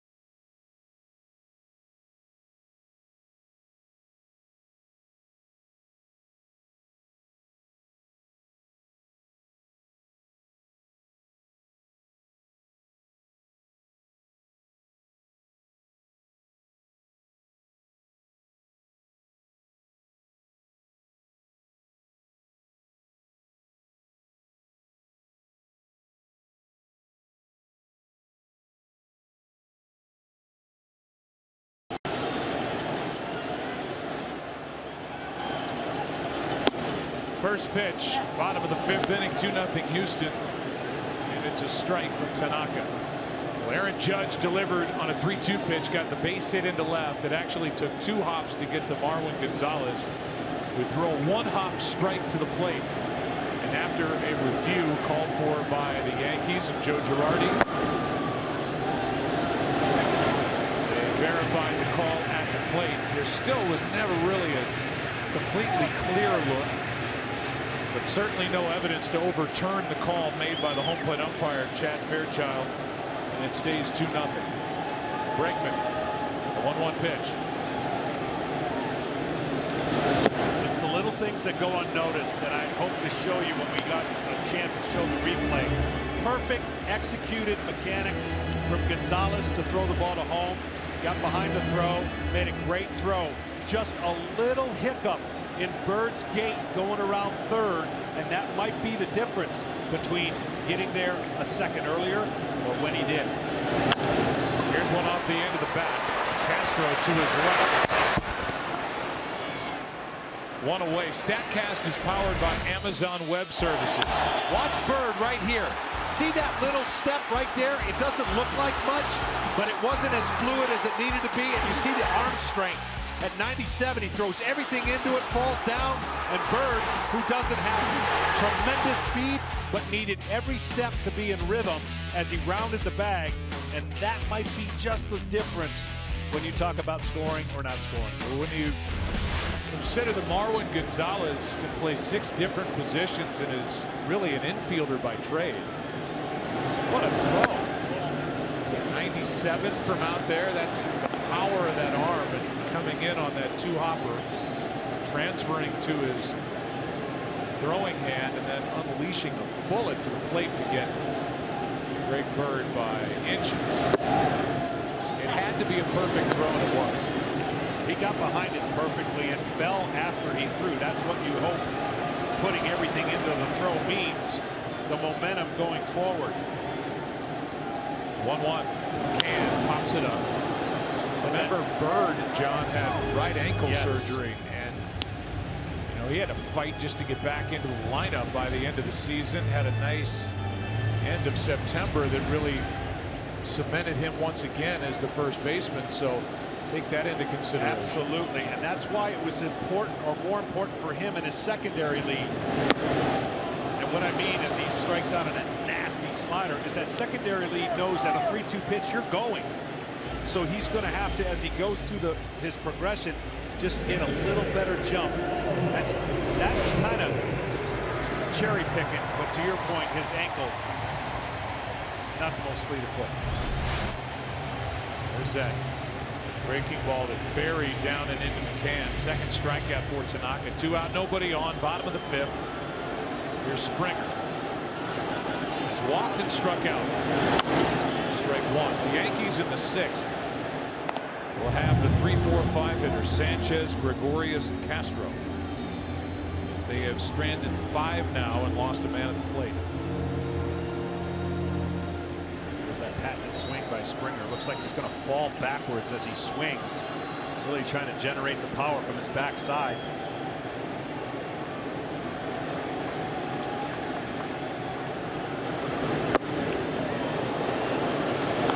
Tanaka's not made many mistakes.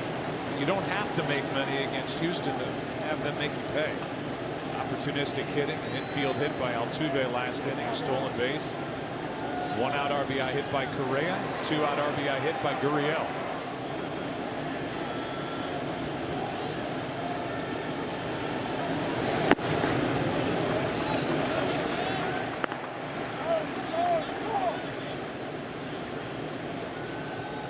Gurriel, known for his hair. Wow. That's U.S. Open rough. You're going to lose a ball in there. It's tremendous. Has to be, because I can't really say otherwise. Here's a 1-2. No. 2-2.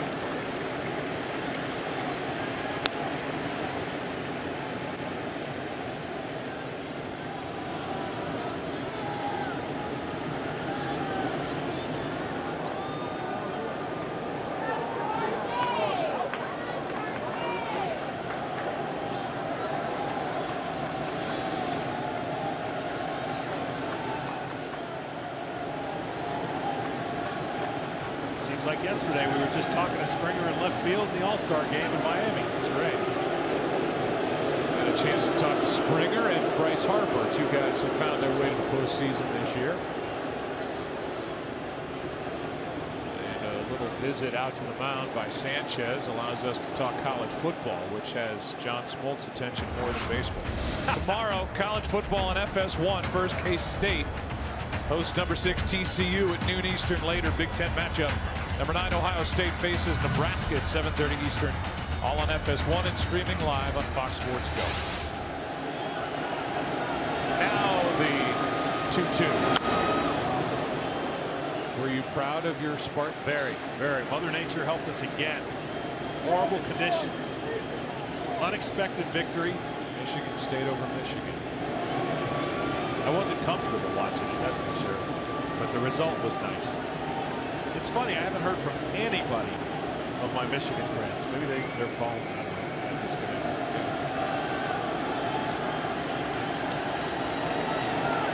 Yeah. 2-2.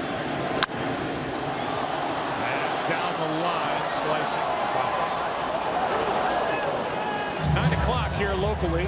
Our producer Pete Macheska, his mind just works on Eastern time, so that means it's 10 o'clock in the East. Our game summary sponsored by Budweiser.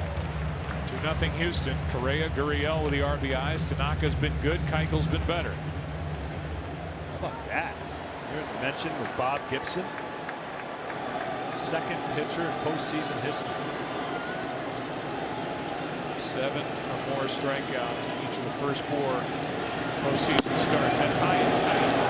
It went from 0-2 to 3-2 now on Springer. 95 is what that registered for Tanaka.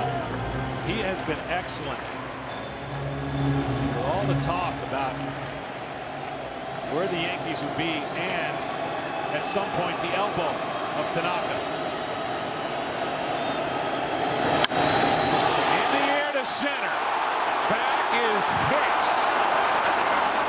With about 2 steps to go before the wall. And a nice shot by Tanaka to get his offense right back up there. 6th inning.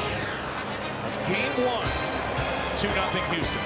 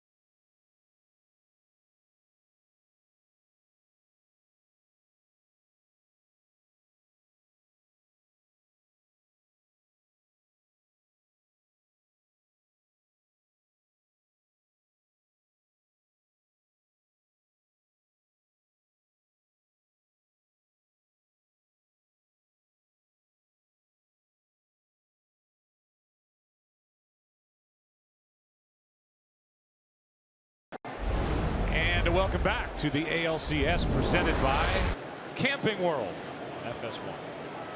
6th inning now. Keuchel helped by his defense last inning. Hurt that helped. An error by Altuve, but the good throw by Marwin Gonzalez in left. Marwin, who has 2 outfield assists this postseason, had only 2 during the regular season the whole year. First pitch a strike to Sanchez. Now another. Marwin Gonzalez becomes the first left fielder with outfield assists in back-to-back games. He had one in Game 4 in Boston since Jim Rice. The '86 World Series games 3 and 4. Keuchel's taken one of the best hitters the Yankees have and really putting him to sleep with slow stuff early, cutters in, and then finishing him off with slow stuff below the zone. 2 strikeouts of Sanchez, looking for a third. The way this postseason has gone, you've got 2 starters who have gone through 5 innings. That's like 2 complete games. It's a rarity, but so important in a best-of-7 series that you can trust your starters to give you some innings. Yes, you got more room for a loss and a hiccup.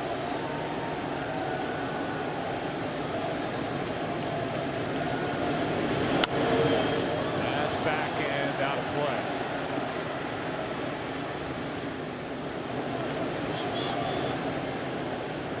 Rare changeups before that to Sanchez, missed away in the dirt. See if he goes back to a breaking ball down in that back foot area. He has pitched him perfectly. Game plan and execution.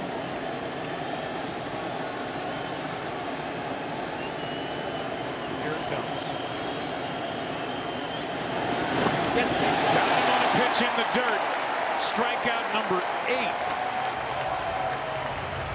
I mean, that is doing your homework, but more importantly, executing precisely what you want to do before the game starts. You have an idea of how you want to get them out, but then doing it's another thing, and giving the illusion again. That's what Keuchel does so well. He leads the hitter one way and then gets them to bite a different way.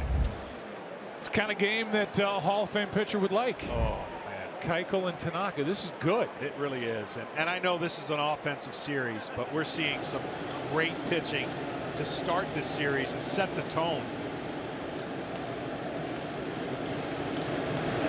Gregorius, strike 1. Keuchel against the left-handers has done a great job.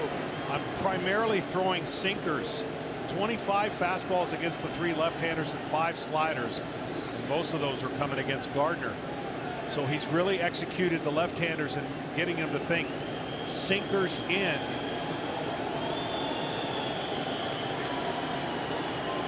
Well, Babensky, the right-hander, is getting loose. Here's a little flare down the line. If it's fair, it's trouble, and it's fouled by inches. Bad break for the Yankees there as it counts 0-2. You see the playoffs with the extra umpires, and they're going to be close to the traditional 4 umpires in the field. They're there for that reason when a ball passes them and to keep the normal routine of the 4 umpires in place. Clearly can see that's foul. Anything that goes past that umpire is reviewable. Anything that goes past the bag actually is reviewable.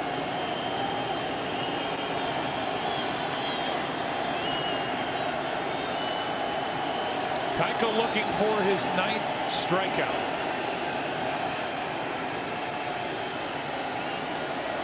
He's allowed 4 hits, 1 walk.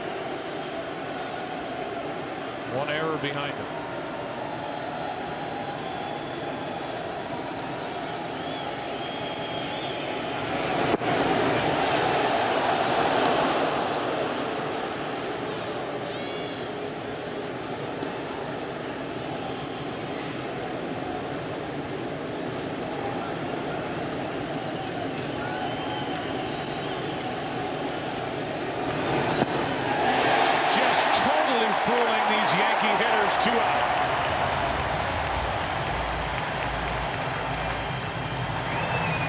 Get him thinking in, get him out away. The tight spin of that slider, making some of the best on the Yankees look vulnerable. McCann doing a nice job of corralling that pitch that bounced in. First two hitters of this inning, Sanchez and Gregoria, struck out on balls in the dirt. Neither one bothered to run, so McCann was just watching him go back to the dugout. And after about 4 steps, the home plate umpire, Chad Fairchild, rung him up. Castro now with the bases empty. This is where A.J. Hinch, it gets a little more difficult, even though he's got a game plan. Keuchel in his last game, 6 2/3, similar scenario. He walked a guy and then he went to the bullpen. Well, here we are, 5 2/3. Looks like 6. Correa has to surround it. Wide throwing out at first. Gurriel.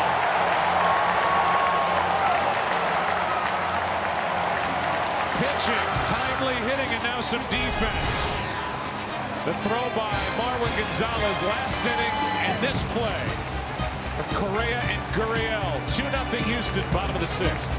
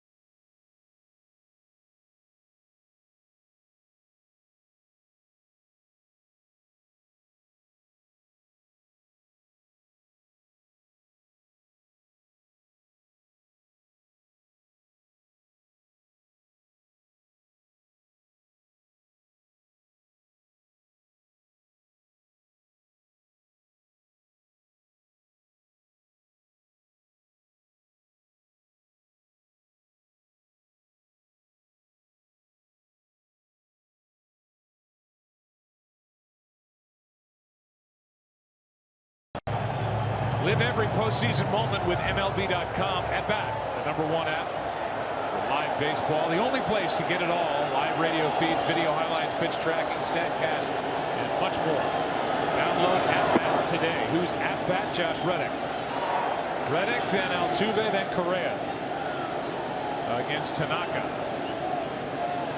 Tanaka's done a great job. He has not really gone to his split much. He's pitched off that fastball slider and attacking these hitters in this ballpark.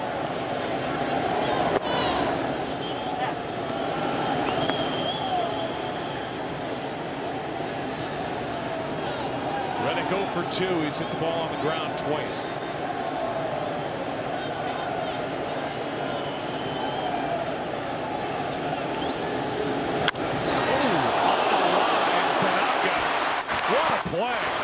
Hopefully he's okay. Looked like it caught him in the upper leg area. Man. That got him good, and you're just trying to shake out the heartbeat he's got right now, and whatever it takes, dive in front of it. Oh, wow.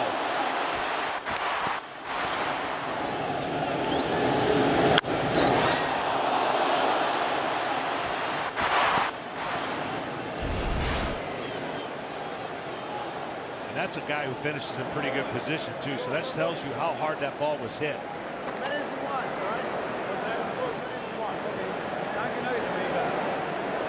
Joe Girardi threw the translator to tell him to throw a couple of warm-up pitches, make sure he's okay. And Joe wanted him to hear as many as he needs to feel good. Sometimes as a pitcher, one or two is all I need.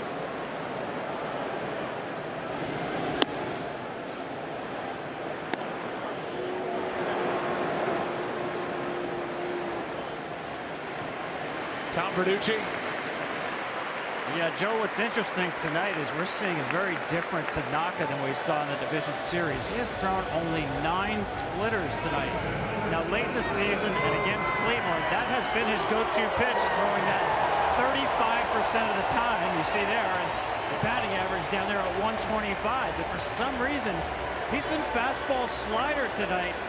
And I think early in the game when Houston did not bite on sliders down, he's gone away from that pitch. On splitters down, he's stayed away from that pitch. See, Chad Green is up. Tanaka has actually allowed fewer hits than Keuchel. Keuchel's allowed 4, Tanaka 3. Astros have the game's only runs. There's a guy with one of the 3 hits. They all came in that 2-run fourth for Houston. Otherwise, shutout frames. That's ball 1. Well, when you're watching the video against the team you faced over the last 3 years and you look at all the dominance they've had, sometimes you change. You need to change. Expect the unexpected, and that might be what we're seeing. I thought the curveball would be a better pitch for him tonight to slow down the aggressive hitters. He spun a few of those. We saw one right there. The tight slider and fastball has been the key. Ball and a strike.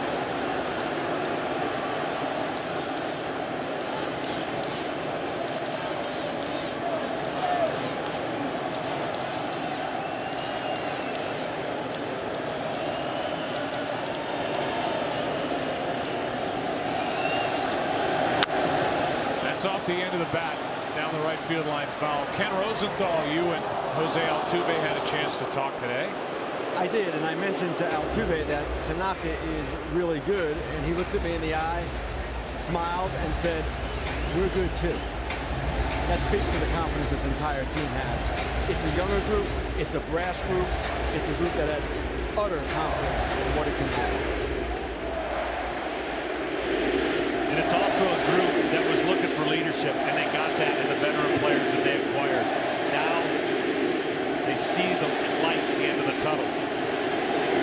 You think about it, it's been a change. They went for it here in 2017. Jeff Luhnow, who is a tremendous general manager and has really put together a terrific core and more players on the way, and enough to trade to get guys like Verlander, which they went for, but they picked up Reddick, and they signed Beltran to a 1-year big money deal to add into what they had.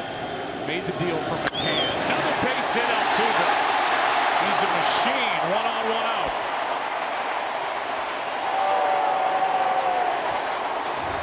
Well, there's no doubt they got great young players, and that's one of them. And we get so fixated on statistics and outcomes of what the statistics provide.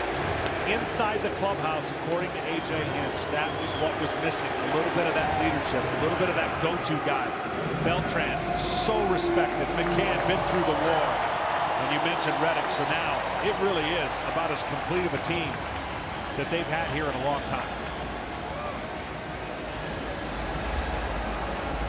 Jose Altuve, who came up July 20th of 2011, went through 3 straight years of 100-plus losses with the Astros. Got to the postseason 2015, beat the Yankees in the wild card game, lost to Kansas City. They're back, and they are the odds-on favorite now. especially with Cleveland being eliminated. Ball one down low to Correa.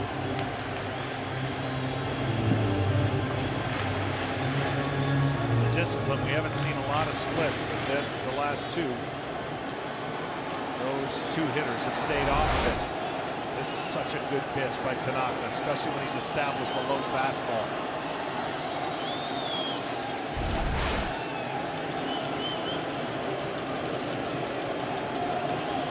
Saw the difference in the winning percentage for Houston on that graphic starting in 2014.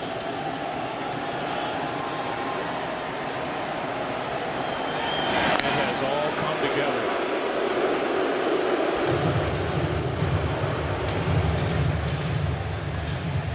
Tomorrow's starter is a former Cy Young Award winner and MVP, Justin Verlander.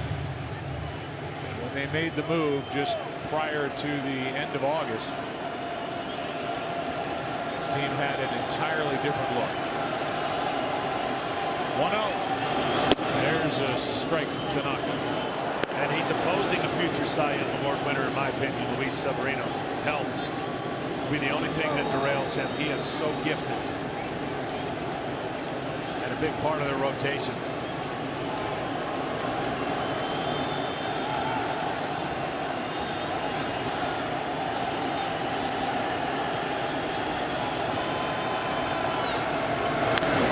Strike two.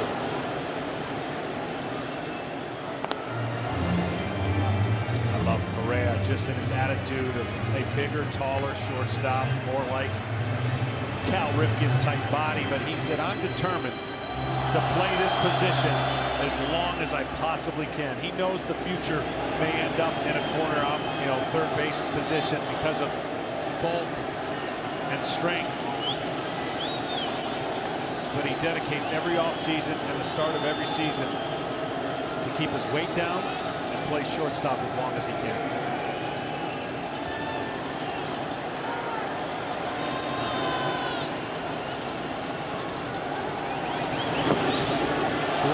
Sanchez, Altuve down to second, on his toes and ready to go. On a wild pitch.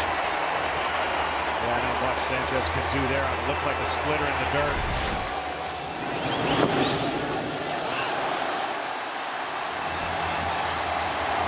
But as a base runner, you have to anticipate it and go.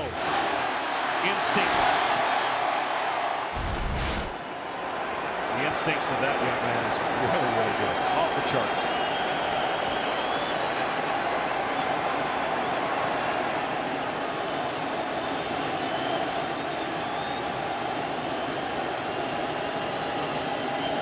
Stole the base last time he was aboard the fourth. Correa followed with an RBI hit.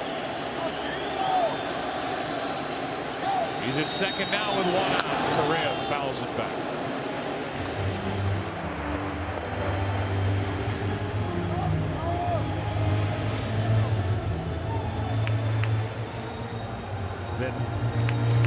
Pretty good economy of pitches per inning.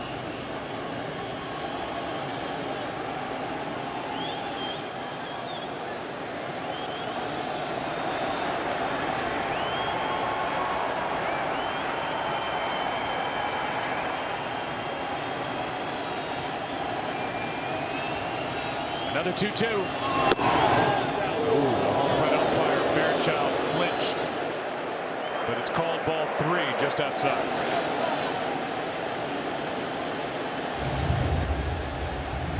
Great fastball away. Was a ball. There have been some of those called strikes earlier. So Tanaka was like, hey, what a great pitch. Now where do you go? Do you throw the split off of that or the slider on that same plane away? I would throw the slider.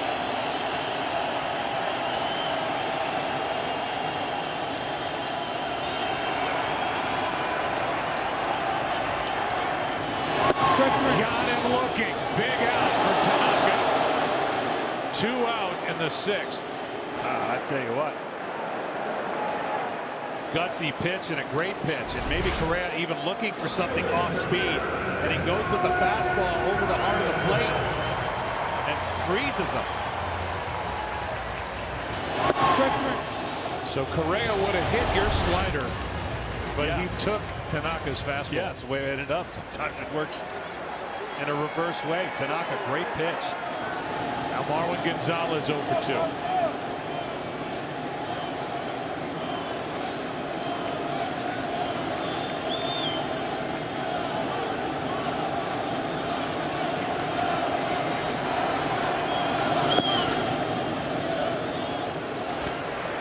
Sanchez keeps ball 1 at home plate.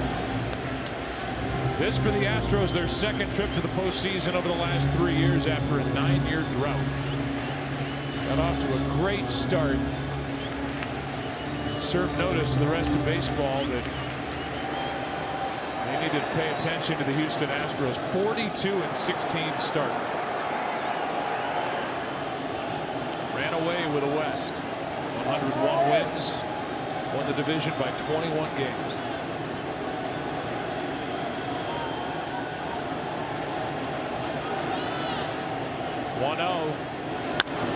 Should end the inning. Castro gets the high hop and throws him out.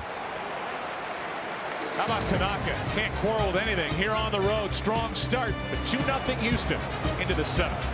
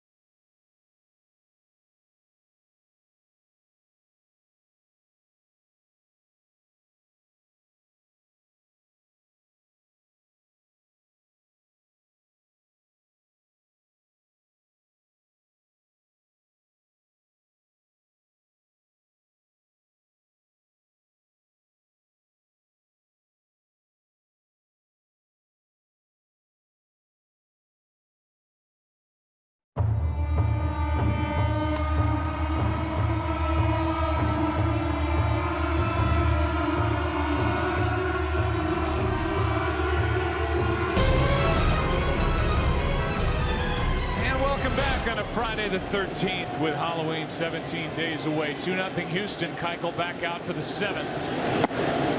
Aaron Hicks out in front of the first pitch. Hicks 0 for 2. He struck out and then fly to the wall in center. For the man on back in the 4th. Yankees have left 5, lost a man at the plate. Hits are even at 4 apiece. Astros have the game's only error.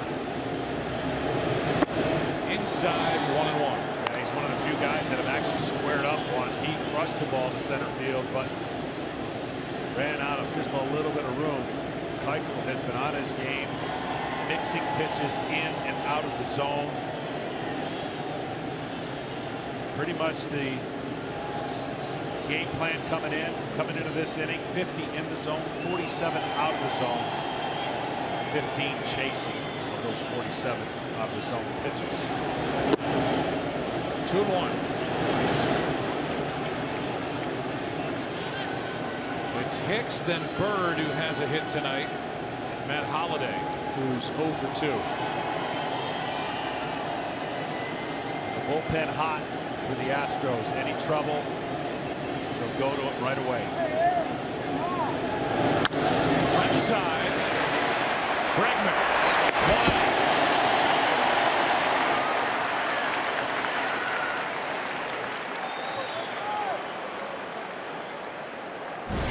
Uncooked, tired, dynamic play of the game with Greg Bird coming up on the hit by Aaron Judge. Back in the 5th, Bird cut down on the throw by Gonzalez. The call at the plate was challenged. It stood up. And that look, it definitely looks like the glove gets on the calf of Bird before his foot comes down on the plate. That kept it 2-0. It's still 2-0, and Bird takes a ball. Well, Keuchel hasn't lost any of his movement, and his command's really been great. The game plan's been great. Both pitchers have been on top of their game, silencing 2 really, really good offenses thus far.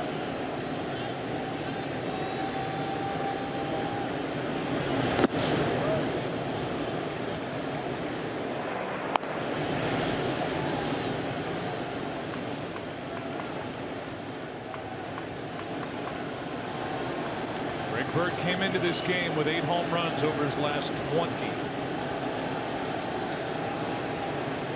19 RBIs over those 20 games.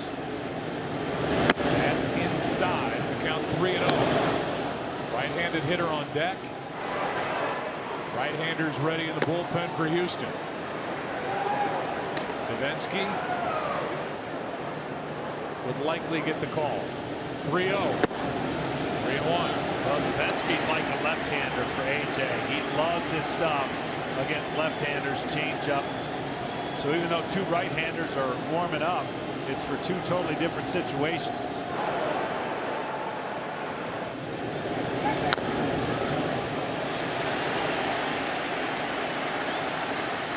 It's a full count. And this crowd jumps back into it.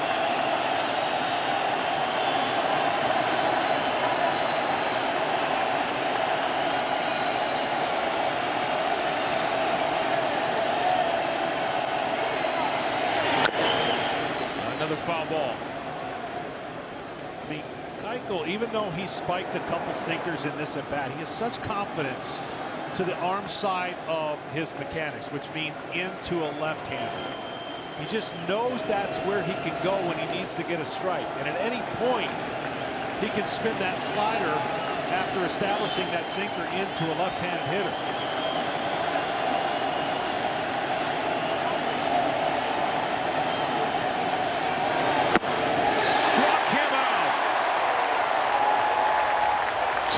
In the 7th, as Keuchel comes back from a 3-0 count for strikeout number 10. This is just nasty.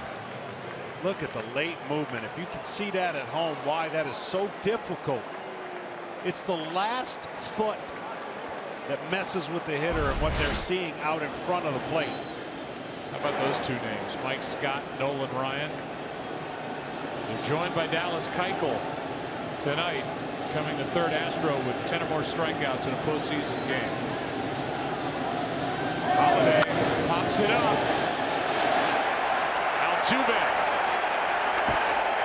Time to stretch. Keuchel dominant in game 1.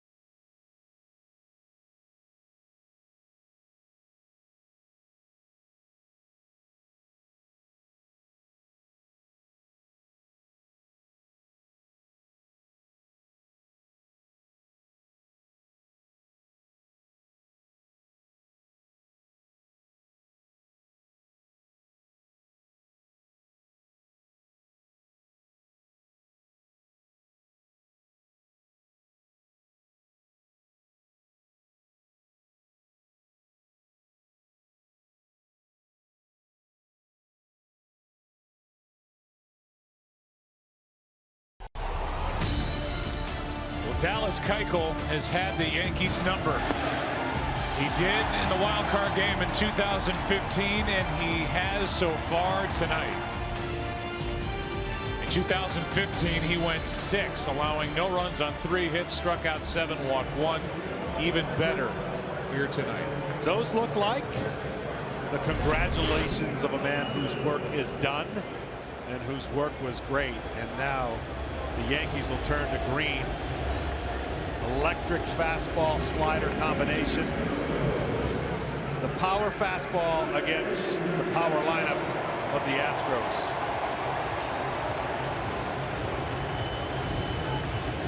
Call to the bullpen, brought to you by Cricket Wireless. There are the numbers this postseason. 2 games. Everybody, it felt like, got into the game in a wild card effort against Minnesota. His last postseason effort was against the Indians in Game 2. And the Yankees blew that 5-run lead. In one bad pitch, turned into a grand slam. Lindor got him off the pole. But it's all water under the bridge now, because what the previous batter was a strikeout that didn't get checked. And then the next one was a grand slam. Yankees overcome all of it. Yes, he did. 1-2 now on Gurriel. No Girardi prior to Game 3 as the series in the division series shifted back to New York. Oldest team I screwed up. Now challenging that ball up and in to Chisenhall, and then when the Yankees won it the other night when they won Game 5 in Cleveland, he said, "I've been carrying that around with me for 5 or 6 days. It's been a rough week." 2-2 pitch, Gurriel to Castro.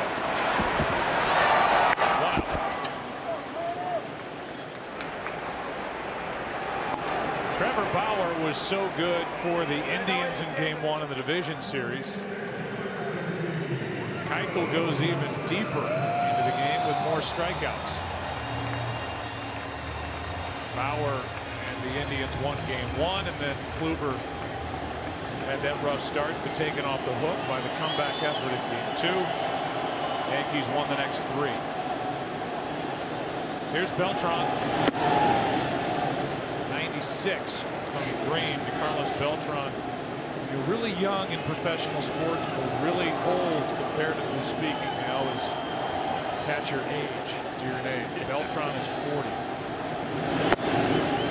Strike 1. Well, he's had an unbelievable career, and in the postseason, he's got the better of most. 16 home runs. He had a 7 home run stretch, and we saw too much of that, unfortunately. Braves. He just owned the postseason in 2004. He was picked up by Houston in Kansas City. Hit 8 home runs, tying for the most in a single postseason at 435. The Astros lost in 7 games to the Cardinals in the LCS. Come back to the game, Starlin Castro. He was tucked out in right field and just did get Beltran by a step. 2 out. You can see that life on the fastballs back from Green. These Yankees relievers early in the postseason were pushed to the limit and having to extend themselves, of course, starting with the wild card game, 8 2/3, which is unheard of to win a game when your bullpen is extended that much. But it's the starters that helped them out in those last 3 games by giving them some depth and some length. Alex Bregman. Strike 1. Bregman hit 2 home runs in the division series. That was against left-handed pitching. Against the right-hander, he's down in the number 8 spot. Yeah, talking with AJ Hinch, he said, listen, last time you batted 8th against Tanaka, you hit a grand slam. That's what we're doing tonight. It's outside, a ball and a strike. 98 from Green. Frazier, Gardner, and Judge, the hitters in the 8th inning for the Yankees. It it looks like, against the Astros bullpen.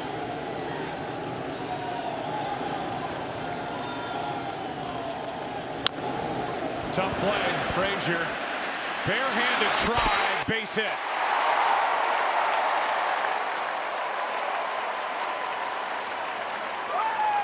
Well, with 2 outs, Frazier playing way back as he should. Just one of those swinging bunts in a perfect spot. Like most third basemen coming in, learning to make this play, but Bregman's good enough wheels to beat it out.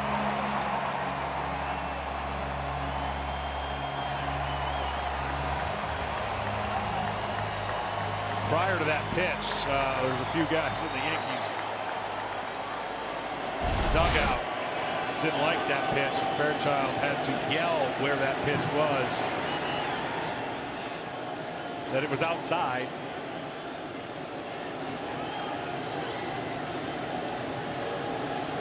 McCann now 0 for 2. That is outside. Grounded out in the 3rd, struck out in the 5th, and 18 home runs in his first year with Houston.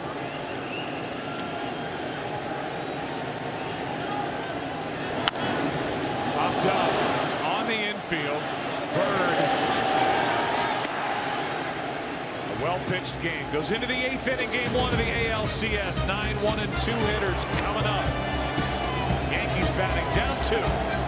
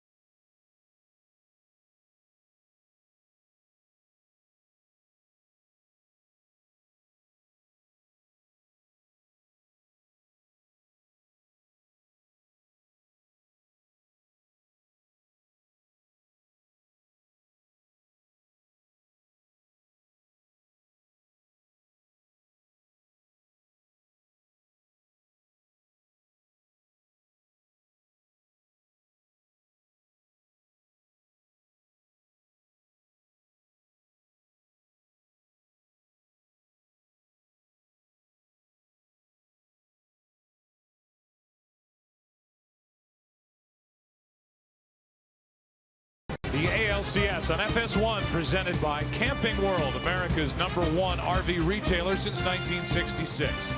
And is sponsored by the 2017 Lincoln MKX. And by T-Mobile, this postseason there's a new leader in network, T-Mobile, America's best unlimited network. Chris Davinsky takes over, the right-hander with Todd Frazier first up. 2-0 Houston. Ball 1 up and away. Funky mechanics. Looks like he falls away from throwing the baseball. Four-seam fastball, changeup is his out pitch. Slider, nasty on left-handers. the guy that AJ loves to go to. Fastball at 94 from the American League All-Star Chris Davinsky.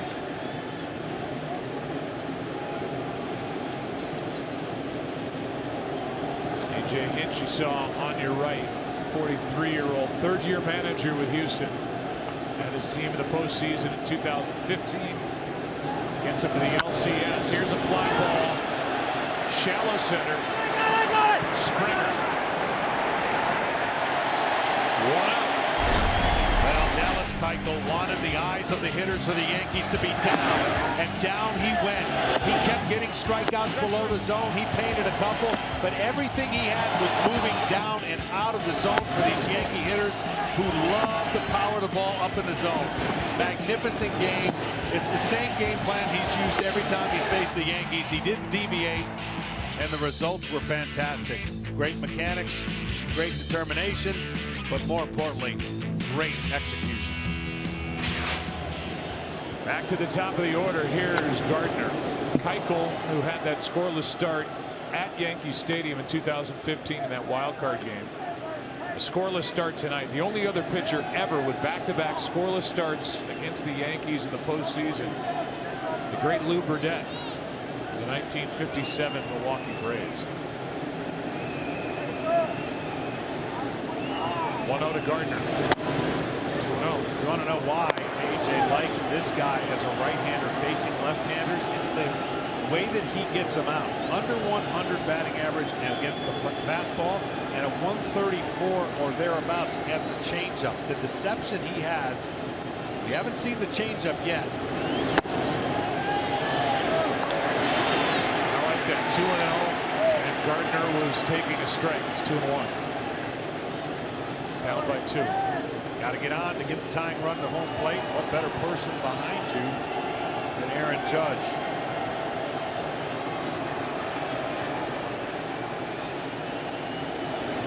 2-1 fastball is in for strike 2. I would think now the changeup's coming. Came back in the zone with 2 strikes, fastballs. Let's see if he breaks out the changeup.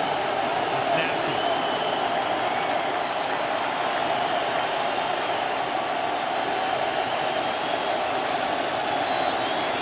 One heater again inside.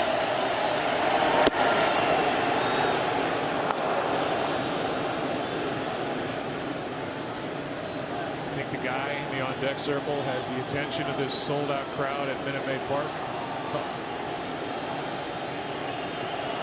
He is imposing, and he can hit him a long way. 1 out, nobody on. 3-2 the count on Gardner. He did not go. And a walk precedes the at-bat by Aaron Judge, who will represent the tying run. Really a surprise once it got to 2-2. He didn't give Gardner the changeup, but stayed all fastballs and a check swing there. And that's it for Davinsky. Fly ball to center, now a walk. Davinsky is out. Hinch goes right back to the bullpen with Aaron Judge, the tying run coming up.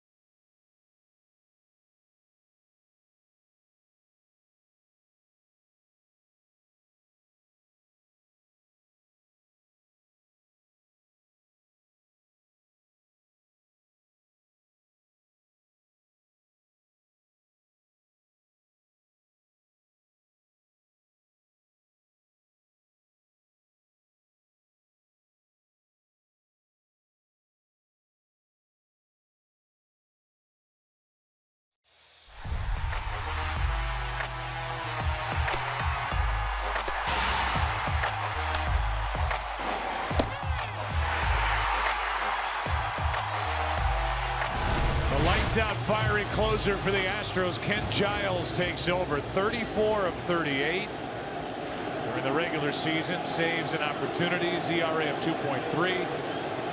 1-for-1 this postseason. Facing Aaron Judge, representing the tying run at the plate. 1 on, 1 out. 2-0 in the 8th.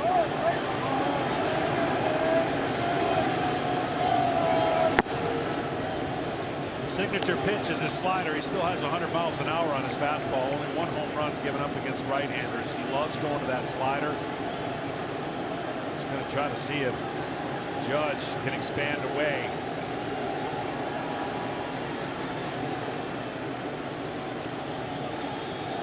No part of the ballpark is safe with Judge. Get it out of any park, any spot.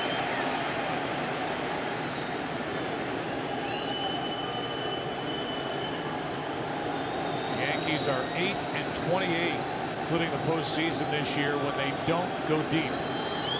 They led the big leagues in home runs. This kid set a rookie record, tries to unload, and now he's in the hole 1-2. Giles has a similar slider to once Brad Lidge, who pitched here for the Astros and the Phillies. Got a downer, tight slider. Can't pick up the spin when it's good.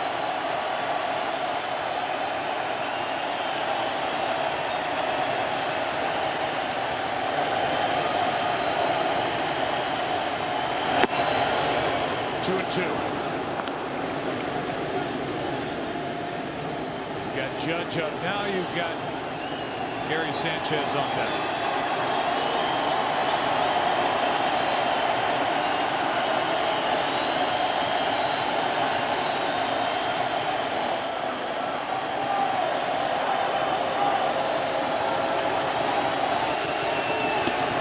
Terrible pitch that bounces in there, and down to second is Gardner.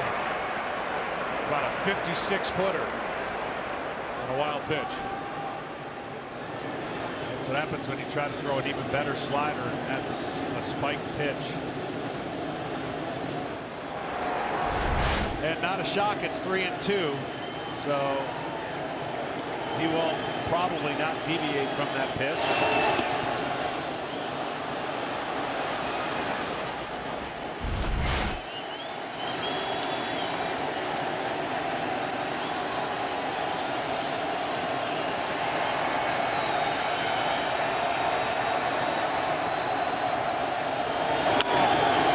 Side, Bregman.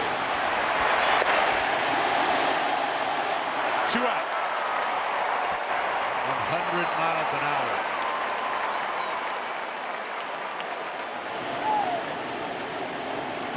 The batter will be Gary Sanchez.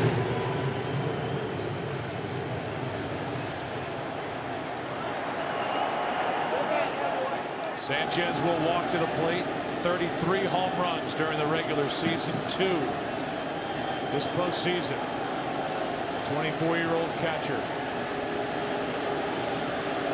I'm telling you, encouraging side for Yankee fans and Yankees in general. Judge, each at bat, get better and better and better. This series plays out like everyone thinks it is, and that means in lengthened games. Watch Judge.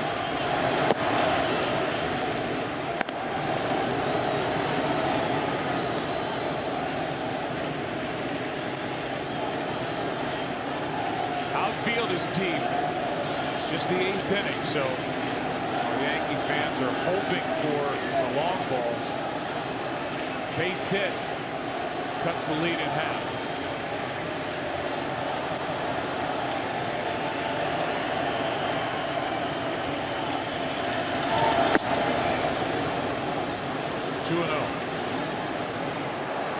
It just seems so easy when the whole right field of the infield, the whole right side of the infield.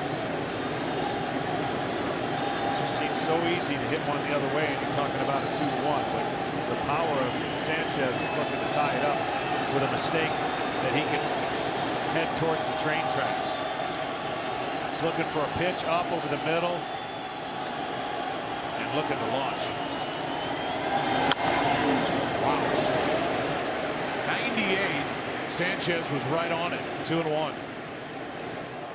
And that gets a visit from McCann. Trying to sneak a piece of cheese by Sanchez, just barely.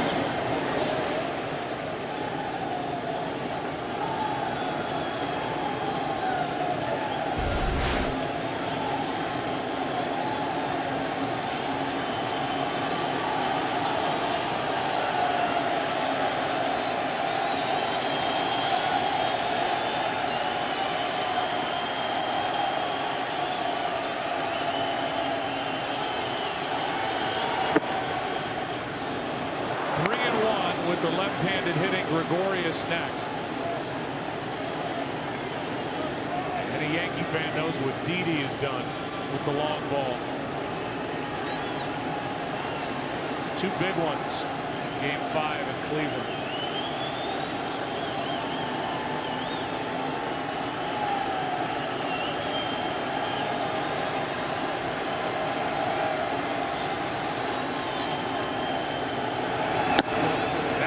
Two on with 2 out.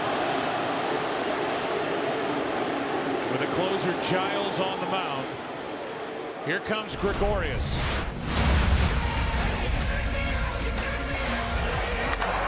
The wild card game made Spike Lee happy. Game 5. First inning and then the next at bat. A solo shot, a 2-run shot. Part of that Game 5 win. So the conversation is one of 2 things. Obviously, what you want to try to avoid when Didi's up there, because he's so good on balls in and down that don't bounce, especially sliders that come in towards Didi Gregorius. He doesn't have a lot of wasted movement, and he's not trying to do too much. That's why his stroke against fastballs is so good. While pitching coach Brent Strom went out to talk to Giles, Raul Torreyes takes over at first, and he was bailed out after getting picked off as a pinch runner in extra innings in Game 2 of that division series. Bailed out by the comeback effort in the win 3-2. Gregorius takes a strike.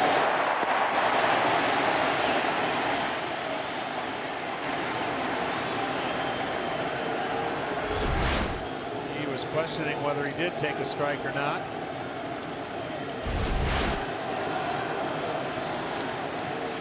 Talked to Didi before the game about how the ball carries here. He said, yeah, it plays small, but there are also a lot of nooks and crannies in this outfield. The doubles, triples. It's a big left center, center, and right center here at Minute Maid Park.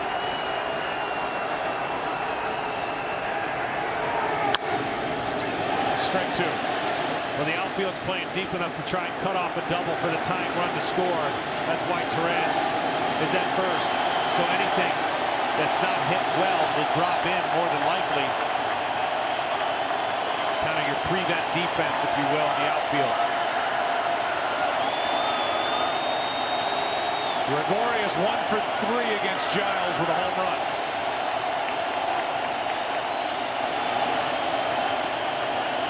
To the count.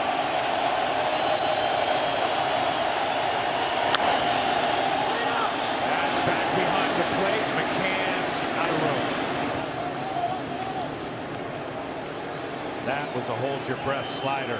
Didi, after not getting good contact on fastballs away, this one is right there. And that's the kind of pitch that Didi has done damage on. It's got to be bounced with 2 strikes. Start it over the middle, bounce it on the plate if you want.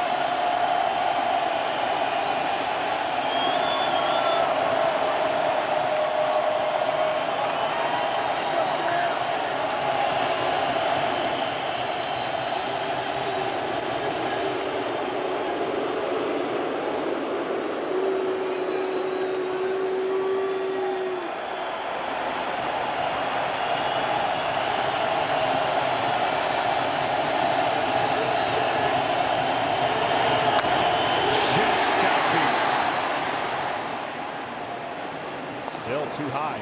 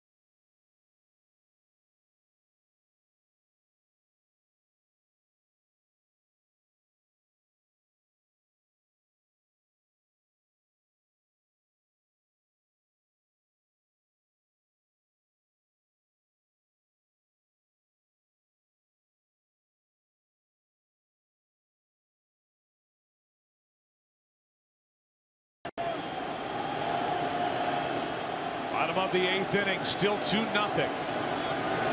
As Green comes back to the mound and throws 95 to the new catcher, Austin Romine. Top of the order, George Springer, Josh Reddick, Jose Altuve. Sanchez lifted for the pinch runner. That's a strike, 0-2. Well, the Yankees got everything they wanted. If they keep the game close, they think they've got the edge because their bullpen is so good. The game has been close, but the other side is basically Keuchel dominating the Yankees in a game that's 2-0. Might feel a little bit larger. A 3-pitch strikeout. Springer 0 for 3. Chad Fairchild, the home plate umpire, wearing a microphone. Here's a chat he had with Joe Girardi moments ago. So before this year, has it ever hit the roof? I've never seen it until Twice tonight. in the playoffs. I've never seen it until this year. Romine is. This game, yeah. Okay. So I got. That's my only change. Okay, thank you. Because I think it happened the last game they played here against the Red Sox. Did it really? We had a ball hit one of the girders up above that fell into foul territory earlier in the game is Joe Girardi, who's in his 10th season as the Yankees manager. Took over in 08, won it all in 09. Yankees are in their first ALCS since 2012, and they haven't won a pennant since they won it all over Philly in the 2009 postseason. I thought coming in, Joe, that there's a lot of pressure on the Astros with the first two pitchers they have to take care of business at home.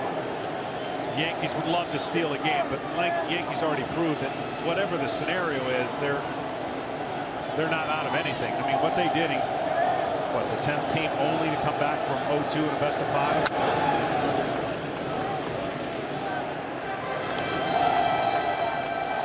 Here's Sabathia, who will get the ball as it stands now in game 3. He'll face Charlie Morton, according to A.J. Hinch. Game 4 still to be determined for the Astros. Sonny Gray will get the ball for the Yankees. That is down, barely missed. And a full count now on Reddick. Tomorrow it's Severino and Verlander. Late afternoon start, 3 o'clock here locally, just after 3. Just after 4 in the East. That game on Fox. But what the Yankees needed to do, short of winning this game and coming back, if they could have given Robertson, Chapman an extra day, win would have been a bonus. Reddick chased it, not happy with himself, 2 out. So a reminder, tomorrow game 2 of this series. 2 number 1s going at it with Severino and Verlander. Yankees and Astros, 3:30 Eastern. 12:30 Pacific on Fox. That's with the pregame. And then in prime time, the NLCS gets started. Game 1 between the Cubs and Dodgers on TBS. 2-0 this postseason as Verlander, 7-0 overall since coming to Houston. And Severino, after struggling in that wild card game as Altuve struck 1, then was good for 7 innings, 3 runs, 9 strikeouts in game 4 of a 7-3 win at home over the Indians in the division series. Verlander won the clinching game 4 of that division series at Fenway. Strike 2 on Altuve. Yeah, interesting move, I thought, with the Astros up 2-1 in the series. They brought in Verlander in the middle innings with the lead. They gave up the lead. They went on to win the game, and all is well. It's set up now for the Astros. It's hard to not know the other part of that equation for manager A.J. Hinch. He said game 5's best of 5 series are just crazy, as we saw last night with the Cubs and the Nationals.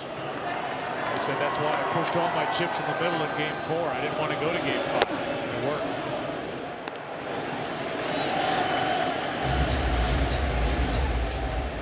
Ho hum, another 2-hit night for Altuve. He led the way with 204 hits during the regular season. Full count.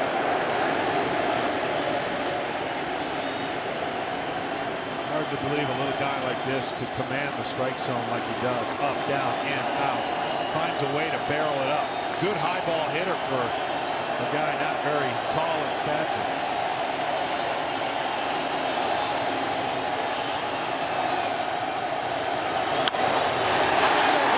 His 3rd of the night.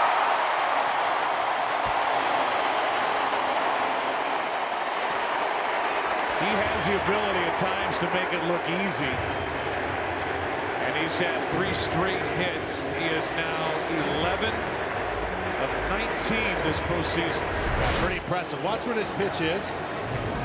Right about the belt, and look how he almost comes off his feet, but never seems to be out of balance. Just has a unique ability to find the baseball and put a good swing on it about 70% of the time.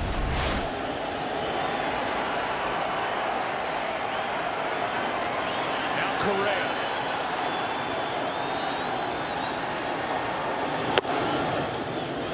Strike one at 97 from Green. The Yankees in the ninth inning have Castro, Hicks, and Bird to face Ken Giles. Giles moving around because usually as a closer you come in and get the job done and it's over.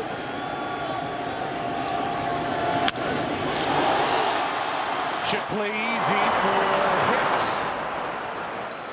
Boy, the pitching outstanding tonight. Now number 53 back to work with Castro, Hicks, Bird coming up for the Yankees. 2-0 Astros in game one.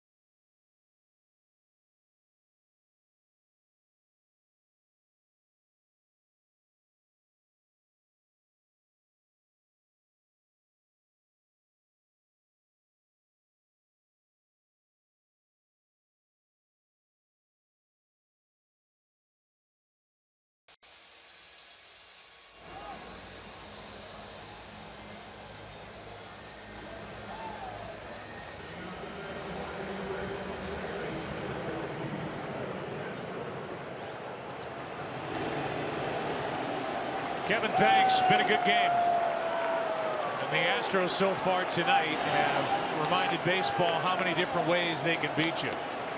Keuchel on the mound, good defensive plays, including Marwin Gonzalez with his throw in left. Base running, you name it. Good starter, good relief work so far, and Giles has 3 outs to get, and the Yankees trying to get on the board.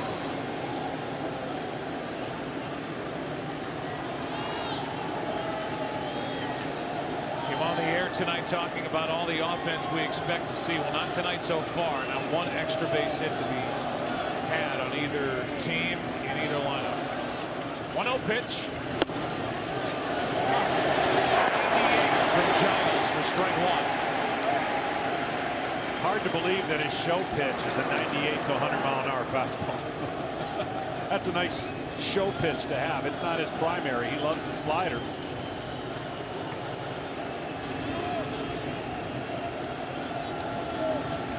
Castro high for ball 2.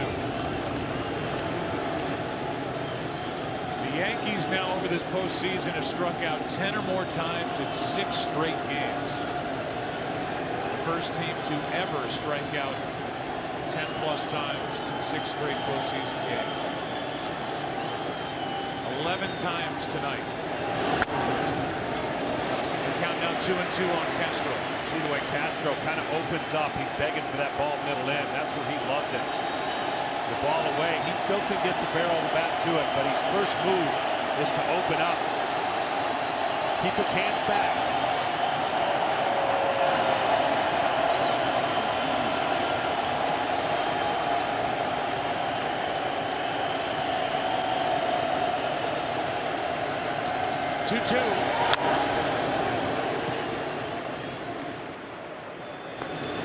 Fastball fouled back. The Yankees shut out twice in a postseason, 2 times in 57, 2001.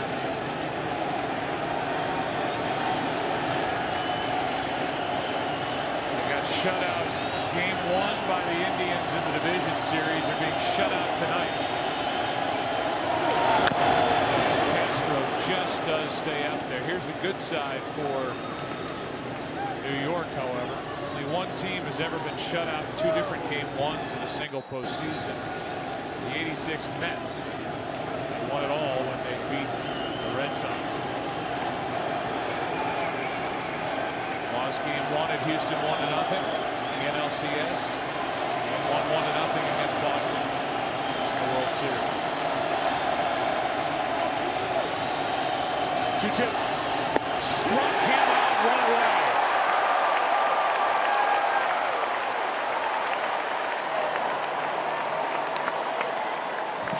Yankee strikeouts tonight.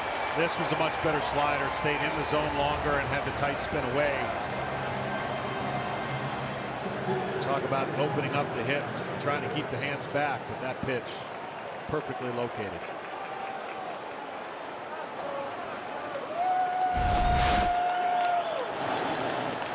Now Hicks with Bird on deck.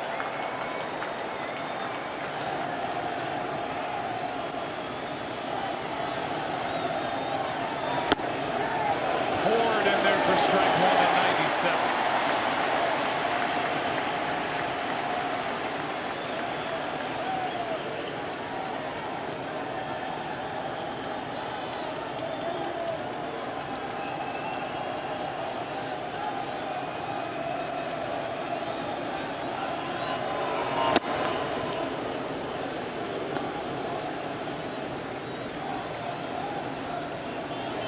Yankees went to Cleveland with the idea to get here to Houston, bring extra clothes and extra bags for a series. When they got here at 5 in the morning yesterday, got through their workout day, trying to turn it on. But Keuchel,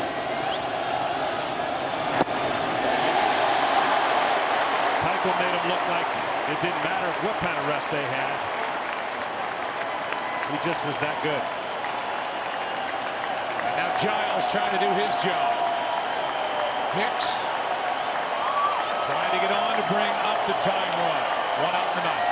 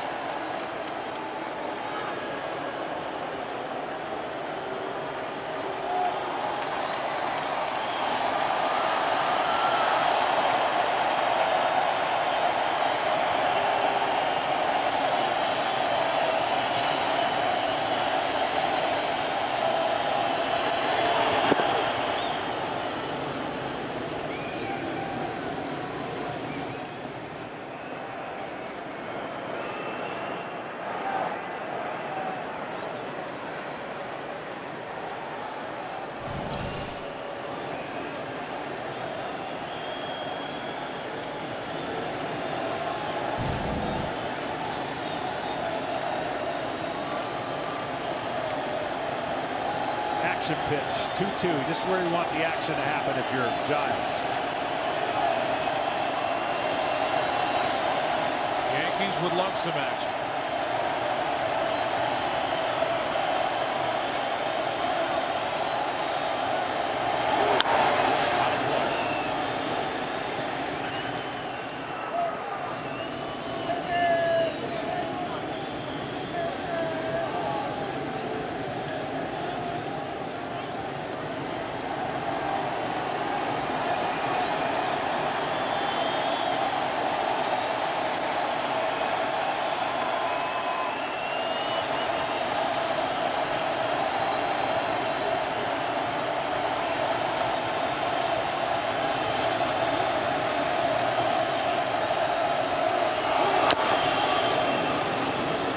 Looks like he fouled that right out of the mid of McCann. The count's still 2-2. Yeah, two real good fastballs. After spiking the slider, McCann went out there and talked to him, and he's been beating him with fastballs away.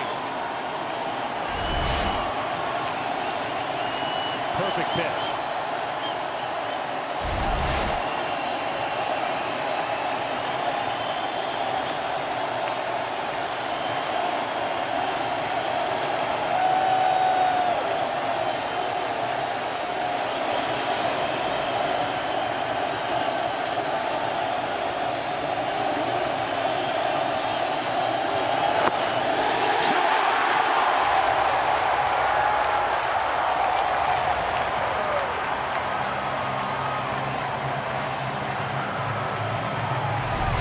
You establish the height of the fastball in a certain area and you pitch off of it, very difficult for anybody to stay on the pitch. They think is another 98-mile-an-hour fastball.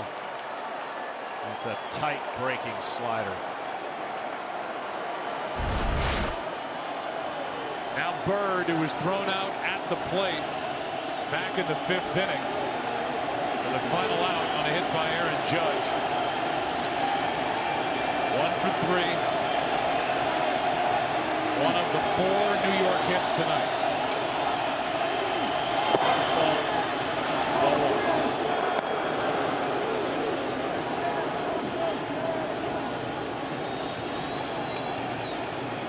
Kobe Ellsbury in the on-deck circle. Up to Bird to keep it alive.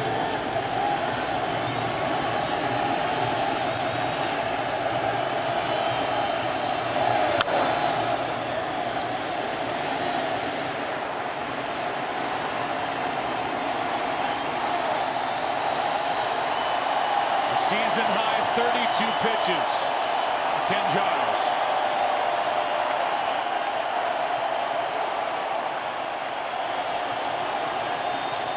He does not look fatigued.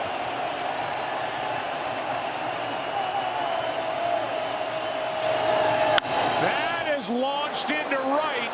If it's fair, it's gone. It is gone. The shutout is over. Bird hits a tape measure home run, and it's a 2-1 game.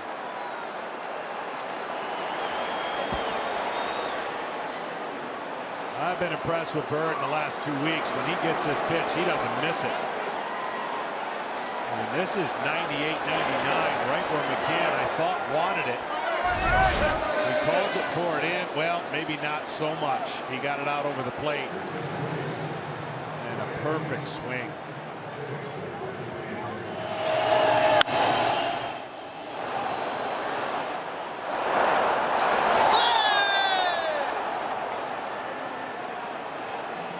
So for Greg Bird, that's his 3rd home run of the postseason.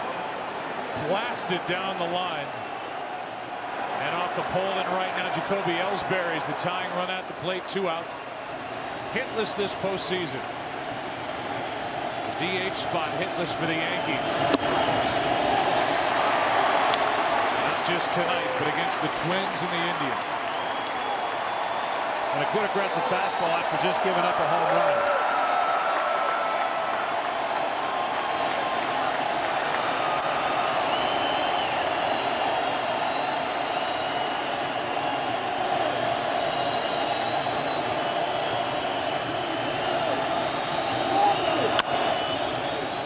Strike 2. Don't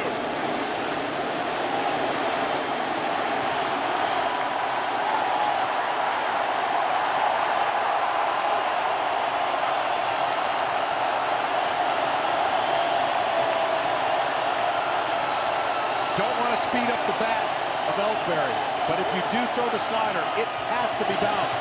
Otherwise, he's been beating them with fastballs in the first 2 pitches. 7 home runs during the regular season. 0-2 pitch.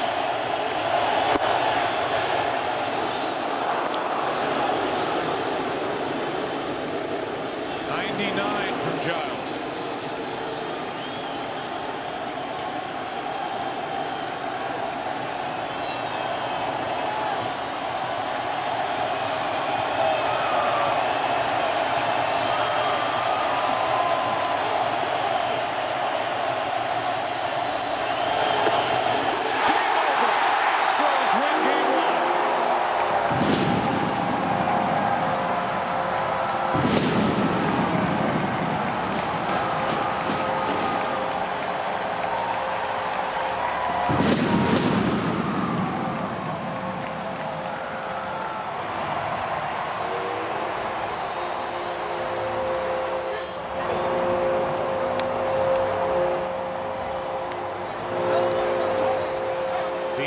Royals win just their 8th game all year, including the postseason when they've scored 2 runs or less. Here's the pitch that ended it. A 3-hour, 20-minute game, and Giles gets the save for Dallas Keuchel and Masahiro Tanaka, the tough luck loser. Yeah, such a well-pitched game, and of course, Giles extends himself. We'll have to see if tomorrow he's even available for the Astros, but the Astros knew how important Game 1 was going to be with Verlander on the mound tomorrow.